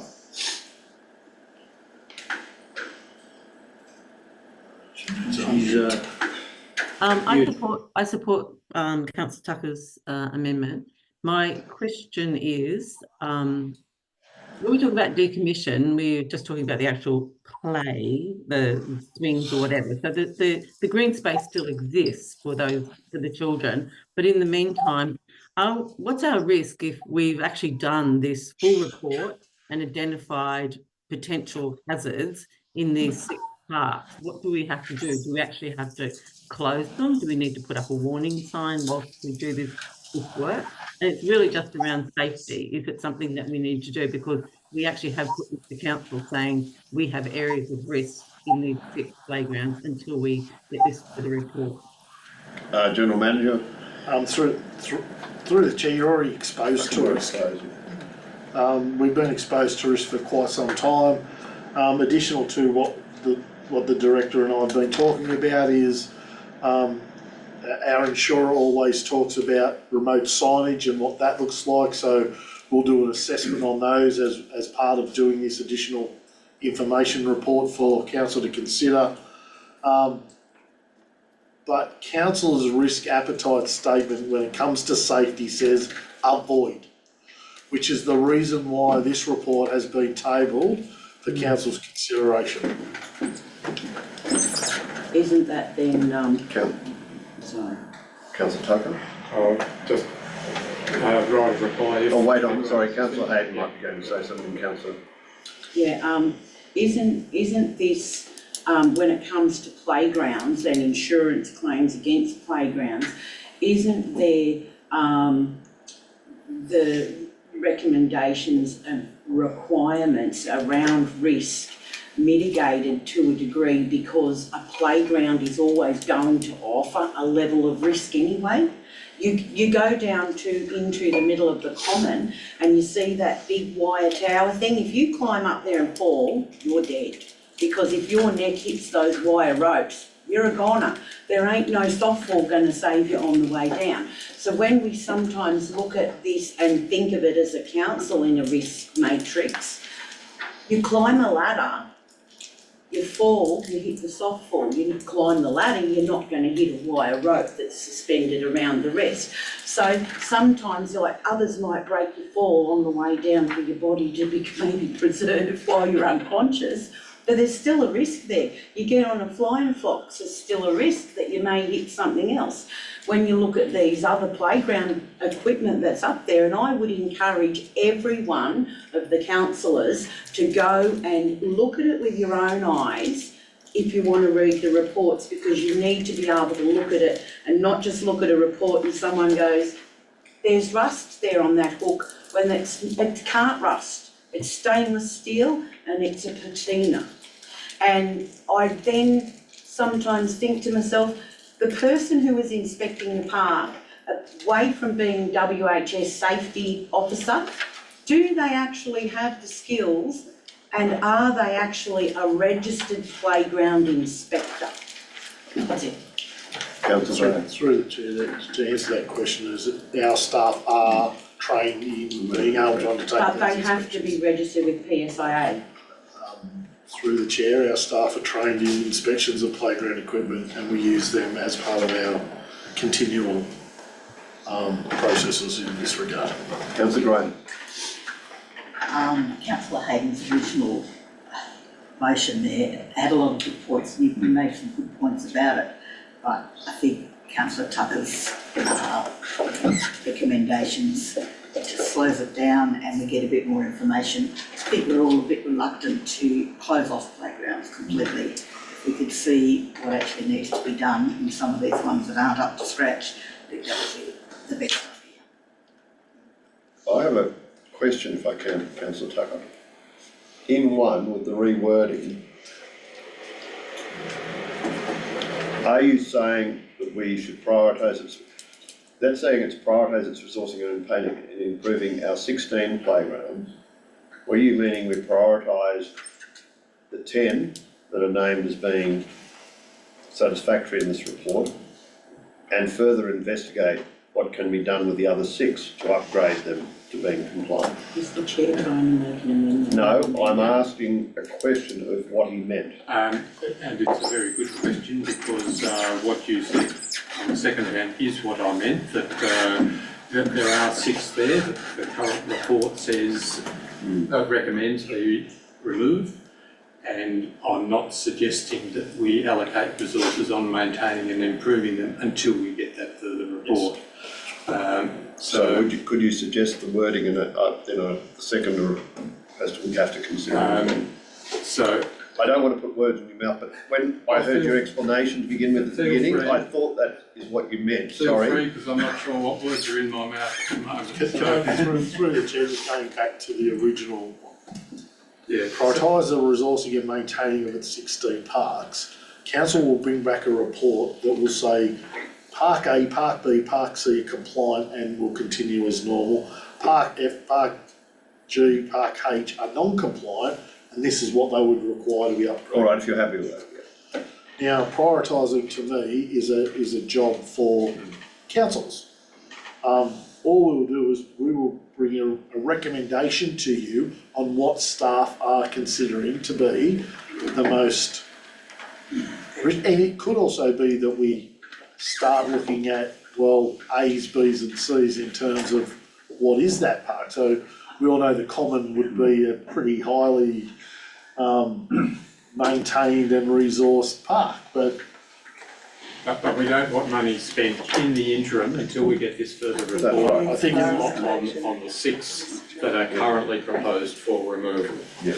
And the other point I was going to make in my rather reply is what Councillor Trembath was asking about, is that what risk are we running, particularly with those 6?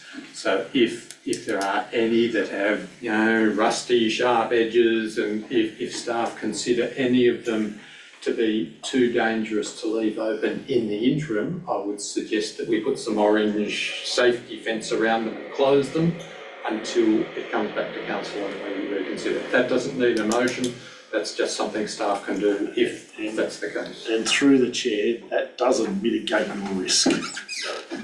Orange tape simply just gets moved over and equipment. The report, it dictates the rationale behind why the staff are indicating that. So I just want to clarify that, yes, we'll look at signage, yes, we'll look at the insurance processes around some of these things that we look at, and we may need to get some audits externally on what that means. I'm not suggesting that's not the case. All I'm saying is that it doesn't mitigate your risk. And I'm saying not just tape, but proper fencing, so, you know. What if they fall and start it? All right. Yeah. So where are we with that, with recommendation 1? As it is, prioritise the resourcing on maintaining and improving 16 playgrounds. Do you want to have the dollar amount there, Ian, or remove the dollar amount, because you could get funding up to $1 million down the track?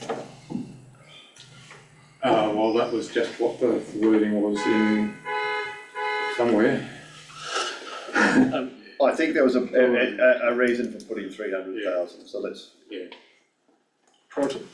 Just through the chair, just in terms of trying to get across what you were trying to put out there. Prioritise its resourcing and maintaining and improving its 16 playgrounds, comma, including requirements to upgrade the 6 non-compliant. It's 5 really, because we've already made an agreement in the previous resolution regarding Gwynborough non-compliant playgrounds. But this is not a report, this is prioritising. Council priorities, it's maintaining and improving. You try to prioritise, maintain the 10. Yeah. Obtain a report on the other 6, what it would take to bring them up to scratch. Including. And you've put that, prioritise its resourcing, maintaining and improving the 10 identified playgrounds and provide a report to council in relation to what would be required to bring the 6, namely boom, boom, boom, boom, up to a. Yeah, and we've already got that in number 3. Yeah. So it can just, number 1 can just finish after 10 identified playgrounds, full stop. Yes. 10 identified compliant playgrounds. Yes. But then you need, in 3, you'll then need to mention the 6, the figure 6 and identify those ones. Currently, yeah. Through the chair, the 10 upgrading. are also not compliant, there's non-compliance is listed 10 as well. They're now new ones. There is a table which identifies. But you've got maintaining and improving. Can I also, just through the chair, when we talk about non-compliant playgrounds, they weren't non-compliant when they went in. No.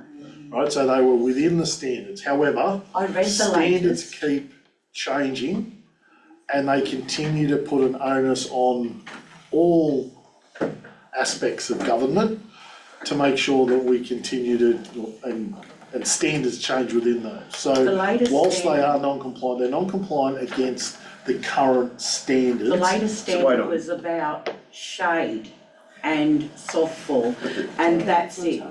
General manager is saying that they have to be compliant as of the date of installation, don't they?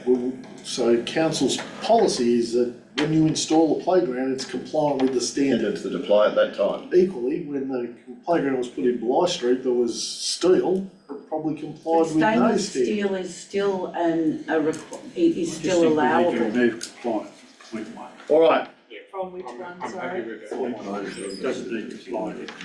Identify it? playgrounds. They still sell it, it's still. So just take that out. there are currently 6. I think because of what the director has said, in 6, you probably need to identify the 6, because the director has said that in some races that some of the 10 are also partially non-compliant, Right, can we put as outlined in the report? as outlined in the report. Yeah, because that was the case, would be removing everything under recommendation 2 as well. As out there, that's right, as outlined in the report. Okay, Rosalie, you're happy with that? Second up? So including the change of amendment 1.1? Yes. Satisfied with the change. So you now have an Any amendment, any further discussion on that? I've had my right for report. Yep, you want to move it? Okay, I'll move the amendment. All those in favour of the amendment? Okay, councillor Kellam? Safe. The amendment becomes the motion. Councillor Kellam, are you happy? It doesn't look happy. Well, he's frozen. He did I'll put I'll his now hand put the I'll now put the amendment as the motion. All in favour of the motion? Passed unanimously, I think. Okay. Thank you, councillors, Got for to find out saving where our Mark parks. sits. That's again. page Okay. 74, 13.9, which is Oberon Common Footpath Extension. The recommendation is that council include this project in the 24-25 operational plan deliberations for assessment and comparison to other infrastructure projects and priorities. Move it, please. I'd like to change that, Mr. Page Mayor. 174. I'd Sorry? like to change that, the council get on and do it, as pointed out at the meeting at So you're moving the funds exist there and it can be done now. okay, so, if on Senate motion, can you give us provide the wording, please? The council commence construction of this footpath with the funds indicated at the recent, what was that Council meeting? workshop? Workshop?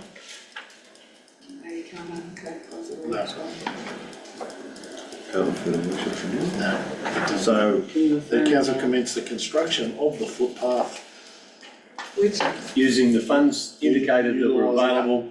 unallocated TI funds. using an unallocated TI. I don't think it was unallocated to our funds. I Was think the it was, allocated it was a reserve for railway crossings. That's right. Yeah, so it's not TI.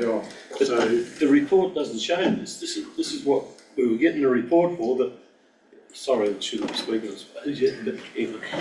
That's not something. there's, Thank you.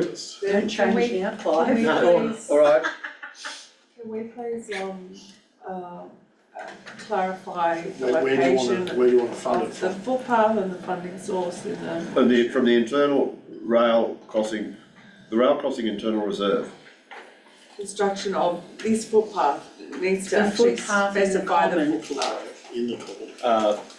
The footpath from Curtis Street to the link path, or the To the, Indigenous Garden, from Curtis Street to the link path the link path at the common. at the common in the master plan. Okay. 2, the funding be provided from the rail crossing internal reserve.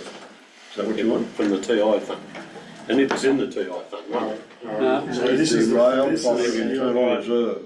So originally, councillor, you indicated that you wanted it to be sourced from the rail crossing. Okay, well, I'll stick with that. Hang on. The rail crossing had $38,000 in it. It's no way going to complete this project. If I may, when we were at that workshop, it showed that there was an excess of 100 and something thousand in that fund. So we put it up, and that's why I thought, here's an opportunity. It was excess nearly 200,000. Right, Because- wait on, let me just ask the general manager to comment on it. Through the chair, it's in the report how much is in there. $38,350. What was down there when thought, beauty, we've got the funds, we've done the 2 rail crossings, and we took those 2 rail crossings out of town improvement funds. So what do you want to say? That it be funded from the rail crossing internal reserve, and when that is exhausted from the TI From fund? the Yes, unallocated TI. Right, unallocated TI I'm fund, is that happy what you'd with like to say? Yeah, just get on and get it done. Right. Just get sick and tired. All right, got that up. Awesome. Do we have a seconder for that motion? Councillor Kickney, thank you. You can have it, Nick. All right. Councillor McCarthy, do you want any further discussion on this? no. Councillor McKechnie? I'm supporting or seconding the motion because I think it's very practical that we just finish it off down the bottom end of there. It makes that loop complete. A lot of people use it. Further discussion on this alternate motion? Councillor Tucker? Thank you, Mr Chairperson. I understand, support the aim behind it. Again, I think we're a bit premature. We are going to be reviewing our unallocated TI money next month. What happens if we go ahead with that and then find that the 38,000 plus the unallocated in TI isn't enough? Or if we decide, I prefer to put that unallocated TI to some other project, I think we should be making this decision either next month when we review the TI fund or in July, August when we review our reserves. So you're proposing an amendment that No, be I'm costed? just going to vote against.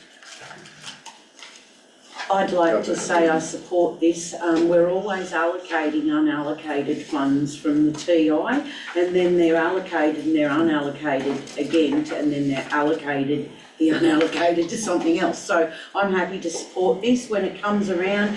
Whatever's left over from the unallocated town improvement fund, which we may make decisions that allocate some of it, whatever's left over in the unallocated, we'll do that. So everything's allocated. So, General Manager, do we have any idea of what this is going to cost? Yeah, in the report's highlighted the costings. Right. As indicated in the report, because of the gradients of that particular path, our DAP has indicated that there is a requirement that we take that into consideration. So there is additional cost being provided within that on the basis that it's going to have to require some ramping or some. Didn't there have to be the areas left for the potential Aboriginal garden that we're going to be going into, thing down? So you wouldn't want to go up through the centre. No, this wouldn't do that. This would keep to the alignment of the existing approved master plan. Okay, so we understand that after 38,000 exhausted, there's a possibility of probably approximately 37,000 coming out of the TI fund. Is that right? The total cost 75,000. That's the indicative cost, yes. Right. So we have an indicative funding and an indicative costing. Yep. Okay. All right. Any further discussion on this alternate motion? I put anyone else online? No. I put the motion. All in favour? Alternate motion. Of the Just the motion. Mayor's. No, the mayor was in favour, that was all. Yeah. 10 votes against and Mayor's for. Yep. So it passed. It passed. The only person against was councillor Chandler. And councillor Tucker. Now, that was the alternate, wasn't it? Yep. Now, That's the motion. so it That's was the motion. Here's the motion. We don't go through some amendment. All right. So that's been passed. We go to 14. No. 1310. Central New South Wales Joint Organisation, our placemat project. The recommendation is that council note our placemat report and note the placemat's purpose is to have an informed conversation with the community about their aspirations, particularly for their community strategic plan. 2, acknowledge that the placemats use publicly provided data as such can rapidly date. 3, note this is the second iteration of this project and that repeating the process will show change and ultimately trends. 4, commend to the Central New South Wales Joint Organisation Board that it repeat the process in good time for the next round of integrated planning and reporting. 5, continue to advocate, including through the Central New South Wales Joint Organisation, for better recognition of integrated planning and reporting. Mover, please. Councillor Hayden. Seconder. Councillor Tucker. Councillor Hayden. Yes, I'm happy to move the recommendations in those 5 parts. I was happy to have a look at this. You know, it'd be good to have the community placement, something to look back on and something to have a look at for data purposes. Thank you. Nothing further. Thank you. Any further discussion on this matter? So, I've just got a quick question of the General Manager. In 4, it says, in good time for the next round of integrated planning and reporting. So does that mean it's going to be annually? Yes. Annually, right. Goodness gracious, we couldn't afford to do this on our own. It's a point, yeah. All right. I put the motion. All in favour? Thank you. Passed unanimously. 182. We go to page 182, which is, we're in the reports for information. It's the monthly activity report of the General Manager for May 2024. The recommendation is that the report, item 14.1, is received as information. A mover, please. Councillor Hayden. Seconder, please. Seconded. Councillor McCarthy, thank you. Councillor Hayden. Yeah, I'm happy to move the report. I did have a question in here and probably a statement that it's a waste of money, but under statewide mutual, offering council the opportunity for an early bird registration for the climate change risk assessment. I mean, I really hope that all of this net zero and climate change garbage all eventually goes out the window, because it's costing communities, it's costing business, it's just costing a fortune for something that's going to continually change for the next eons. So I wanted to make that statement just because I could. Thank you, point noted. Seconder, Councillor McCarthy. Yeah, pretty straightforward. Just a query from the General Manager. We're up to 100% staff. Full. Through the chair, no. Our vacancy rates are substantially diminishing, but we're still on at 100% capacity work. That's over at the depot? The depot. Okay, thank you. Councillor Keating. Thank you, Mr Chairman. Just a question on the issues in other meetings, on page 187. 16th of April, I'm meeting with Ms Atchison, the Minister for Roads and Regional Transport. Can you give us an update on that? Was that anything to do with Hampton or? Through the chair, myself together with the Mayor, Councillor Hayden, Councillor Graham, Councillor Trenbath, all attended that meeting. The Minister was give us quite a good opportunity to outline all our issues. Councillor Yes. Trenbath didn't come. Sorry. It's Councillor Tucker. The Hampton Road did get quite a mention in that regard. Also, the Executive Director for Transport for New South Wales was here as well, so they also got the same ear bashing. We provided a hot topics document for the Minister, and I've contacted the Minister's department since then just to follow that up on a number of occasions. So it was a good opportunity to in fact outline our local issues. Thank you. Just one final one on the same page, 24th of April, meeting with Mac about some legal matters. I'm not expecting details here, but could we have some details on that in confidential? No, I'm quite happy to. The legal matters were relate in that instance to a lot of road matters that we still have legacy over. Trying to close roads, open roads, where we've cut roads in half, trying to go through and prioritise a program around how do we progress these, because we do have quite a few legacy projects where works have been done, and the transition hasn't occurred. Thank you, that's all. Mr Chair. Could I ask you to arrange on the 16th of April, did you get any update from Transport for New South Wales on how they're going, re-timeline, etc. on the Hampton Road?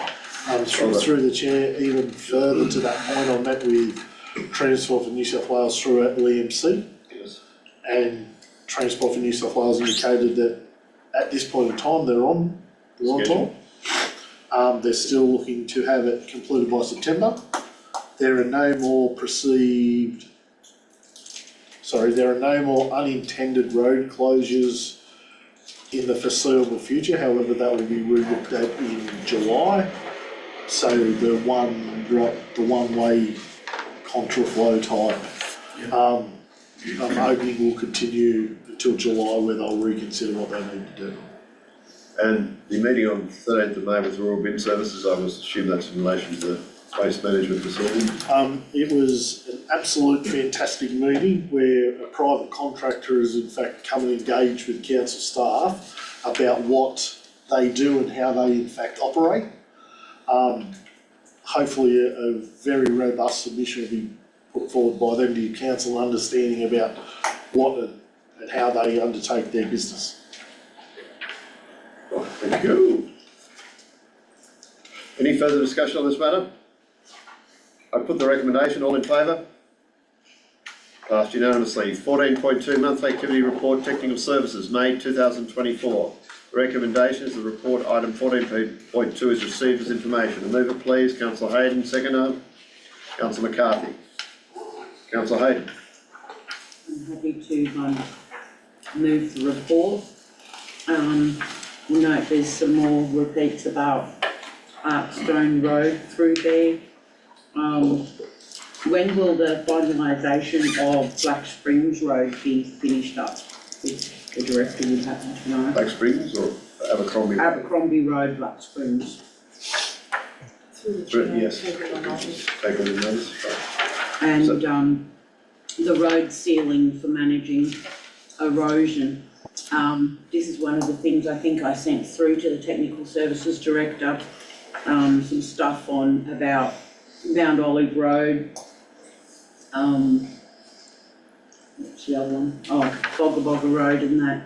And then these managed erosion ones have been there for quite some time. I'm just wondering how work is progressing on those other dirt roads that have been listed for gravel resheeting. So Field and Mount Olive. I think that this bitumen reselling relates to the disaffected roads that we got received as a grant. No, I didn't go to bitumen resealing. Oh, right, okay. The Gravel resheeting on Beaconsfield and Mount Olive Road. It's come through in our Good News Week reports. It's been listed several times over the past 3 months. Mozart was claimed to have had some gravel resheeting, but all right, I'll ask the Technical Services Director, are you able to give an update on the resheeting of gravel? Through the chair, there's further resheeting allocations for the RERF program. I'm happy to include that in the next monthly activity report. so if you add that to all the other emails I've sent you and just send it in. Which is in line with the previous council resolution and just includes those details as to which roads were picked under that program. So happy to provide it in the next monthly activity report. Right, okay, thank you. Okay, anything further? Yeah, I just wanted to ask, in the pothole patching, we've got here 230 Abercrombie Road, and these amounts, are these in metres or are they in the amount of holes? Through the chair, that's the number of holes. So 230 holes on Abercrombie Road.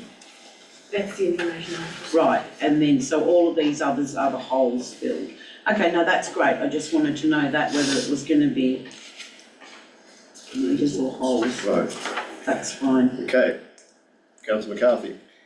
Yeah, I'm happy with the report, but I'm still waiting on information from David Basil for the cubic comparison to when we have the new weighbridge, about the same amount to go over, what the comparison's going to be.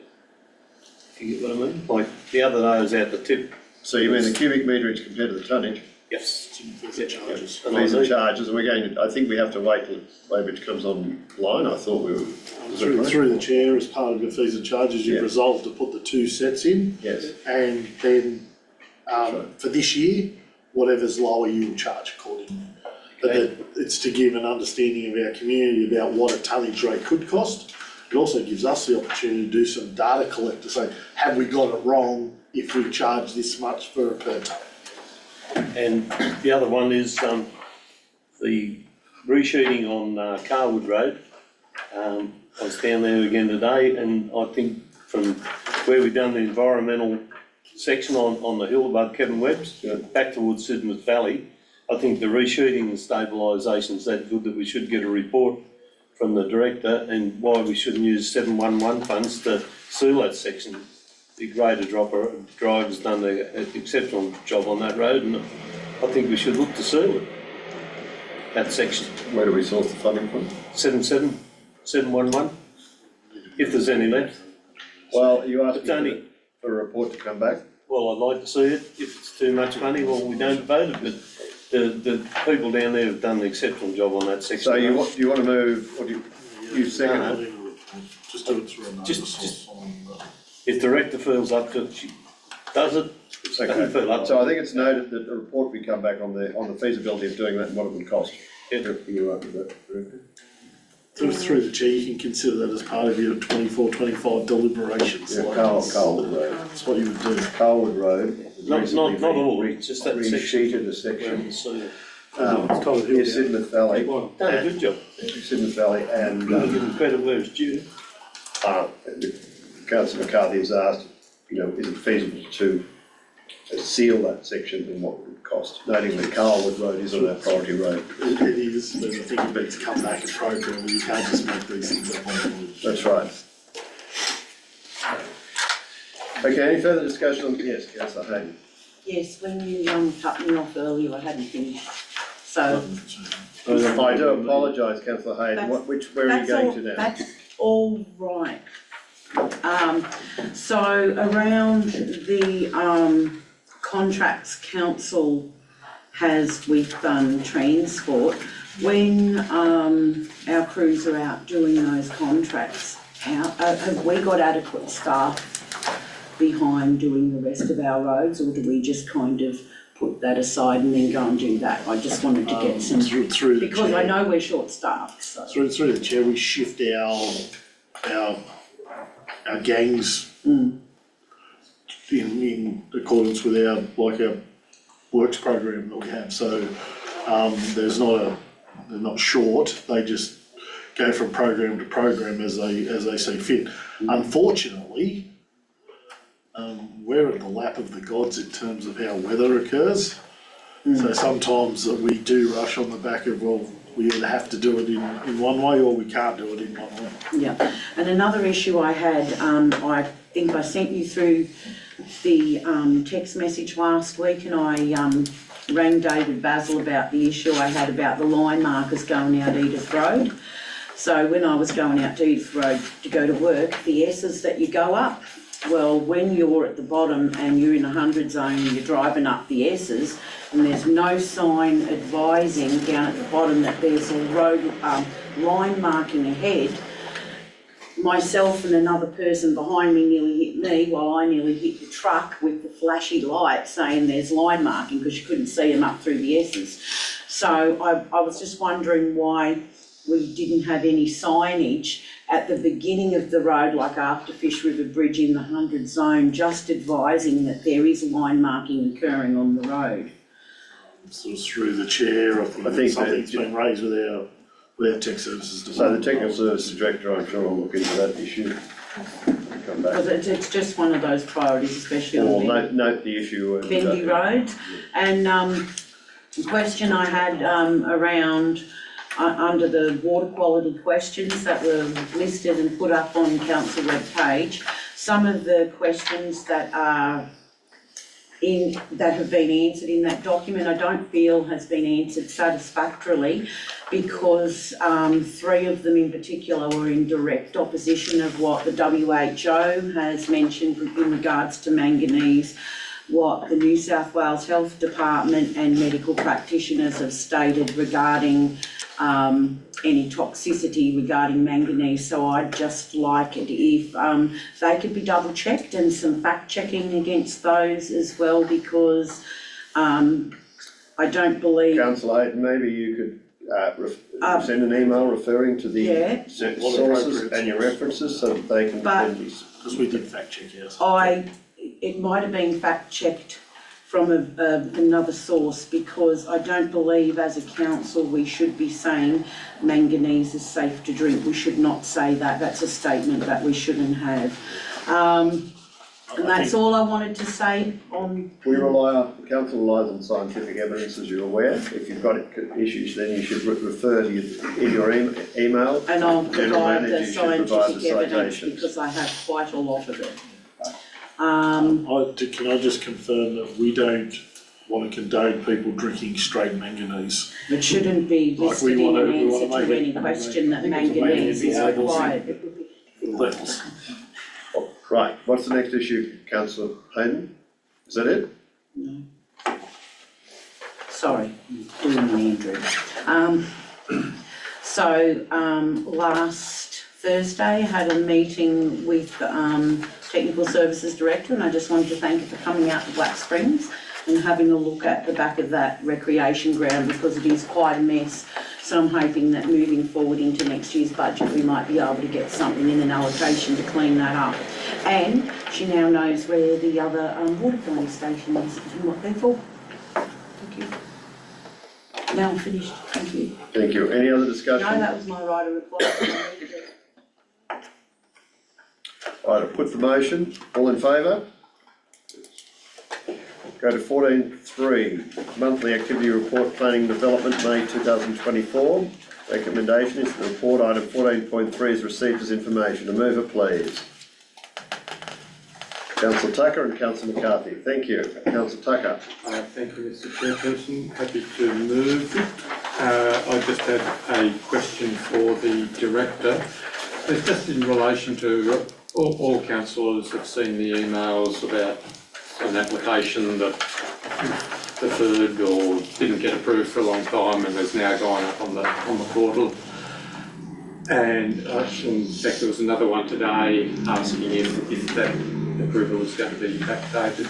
But my question is about an email he sent a few days ago asking if it's possible to advise him what caused the delay. I'm just wondering if you can tell us anything about what has caused this long delay with that particular application. Can I, so through the chair, I've asked for the Director to provide me some information on that. Right. Because I want to give you factual information about that's what all right. happened. I'm happy to wait. And that is where the matter is. And presumably you will reply to the person as well. Correct. Yeah. No, that's all. Thank you, Mr Chairman. As I have over the last week. Councillor McCarthy? I'm happy with the report except for the last line in the report. I thought we'd had approval to get this toilet block and amenities done for, I thought ever since the grant was announced. And here we are asking for extension of time, but you know, I want to know why it's not done.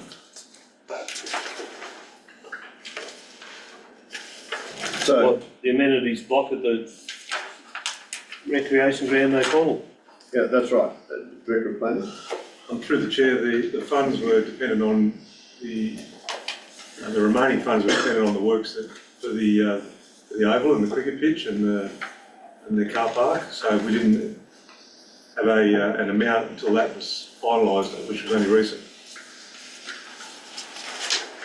So therefore, going forward, we know what the funds are available to be able to design a amenities building based on the funds. Okay, I thought you would have to have a minimum standard and of some sort, and if we're short of funds, we would have got a report back. But a lot of this other work's been done for some considerable time, other than the top dressing, which wouldn't have been the mega bucks, but anyway, have we lodged the DA for the toilet block yet? Through the chair, it comes under infrastructure, transport infrastructure set. Yeah. So we can look at it through that and do a assessment under part 5 of the EPA Act, which doesn't require the DA. So that includes the transposition bits and all that for the septic system? Correct, yes. Okay. So it doesn't need a DA for a second. I'm going to make it perfectly clear, I don't support the extension of time. So what is the time frame for the grant? When do we have to complete it? End of July. And will we meet that? Through the chair, we'll certainly have a commencement underway, which will satisfy the intention of the grant. Right, it doesn't have to be completed by July.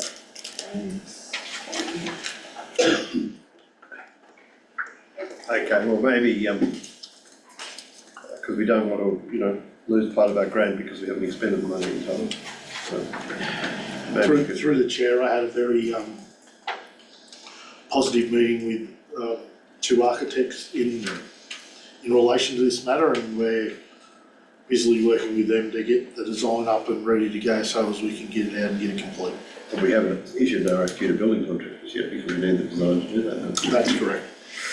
Okay. So just another question on the same thing is how much money's left there to do it? Through the chair, it's about 260,000. 260. Thank you. Quick question. Yes, Councillor Watt. Through you, Mr Chairman, to the Director of Planning. I noticed that 10 out of 44 premises were deemed unsatisfactory. That seems a bit alarming to me. Were they fairly minor matters? You mentioned that you're spending time on education. Through the chair, without mentioning names of premises, some of those, one of those premises was alarming and took a significant number of inspections and discussions with the proprietors to get it right. To get it right. As I mentioned, they were displaying cold food in fridges that weren't covered, which is potentially a food poisoning issue. So. Yeah, and certainly another premises was very unclean, so that premises has ceased now and not operating. Is 10 out of 44 more than you would expect? Through the chair, some might only be minor issues that come back, but certainly some of the issues that were major items were something I would have been unexpected. Thank you. Yes.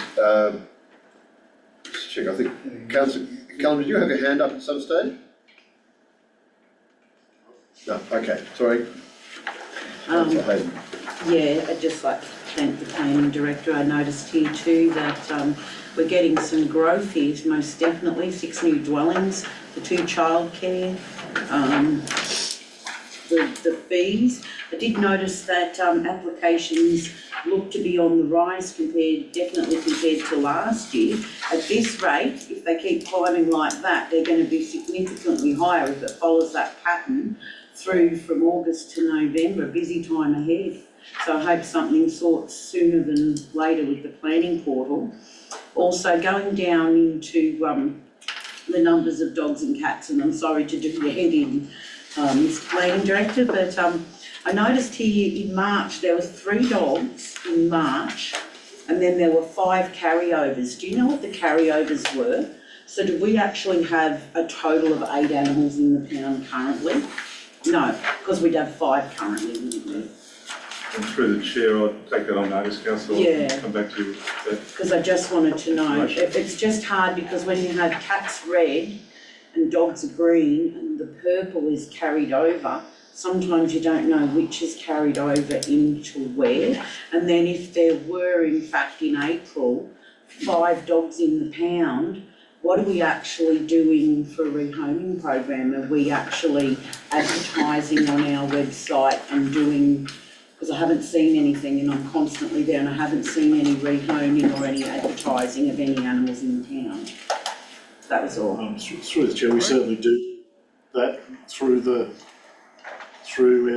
our socials, but a lot of them are probably owned by people that we sometimes have trouble releasing, if that makes sense. I get So, that. I there's just kind of wondered, because I wouldn't want to think that, because I don't feel that we're a big euthanizing type council, so we're more a rehome. But anyway, no, that's fine. You can get back to me whenever you get time. I noticed you in environmental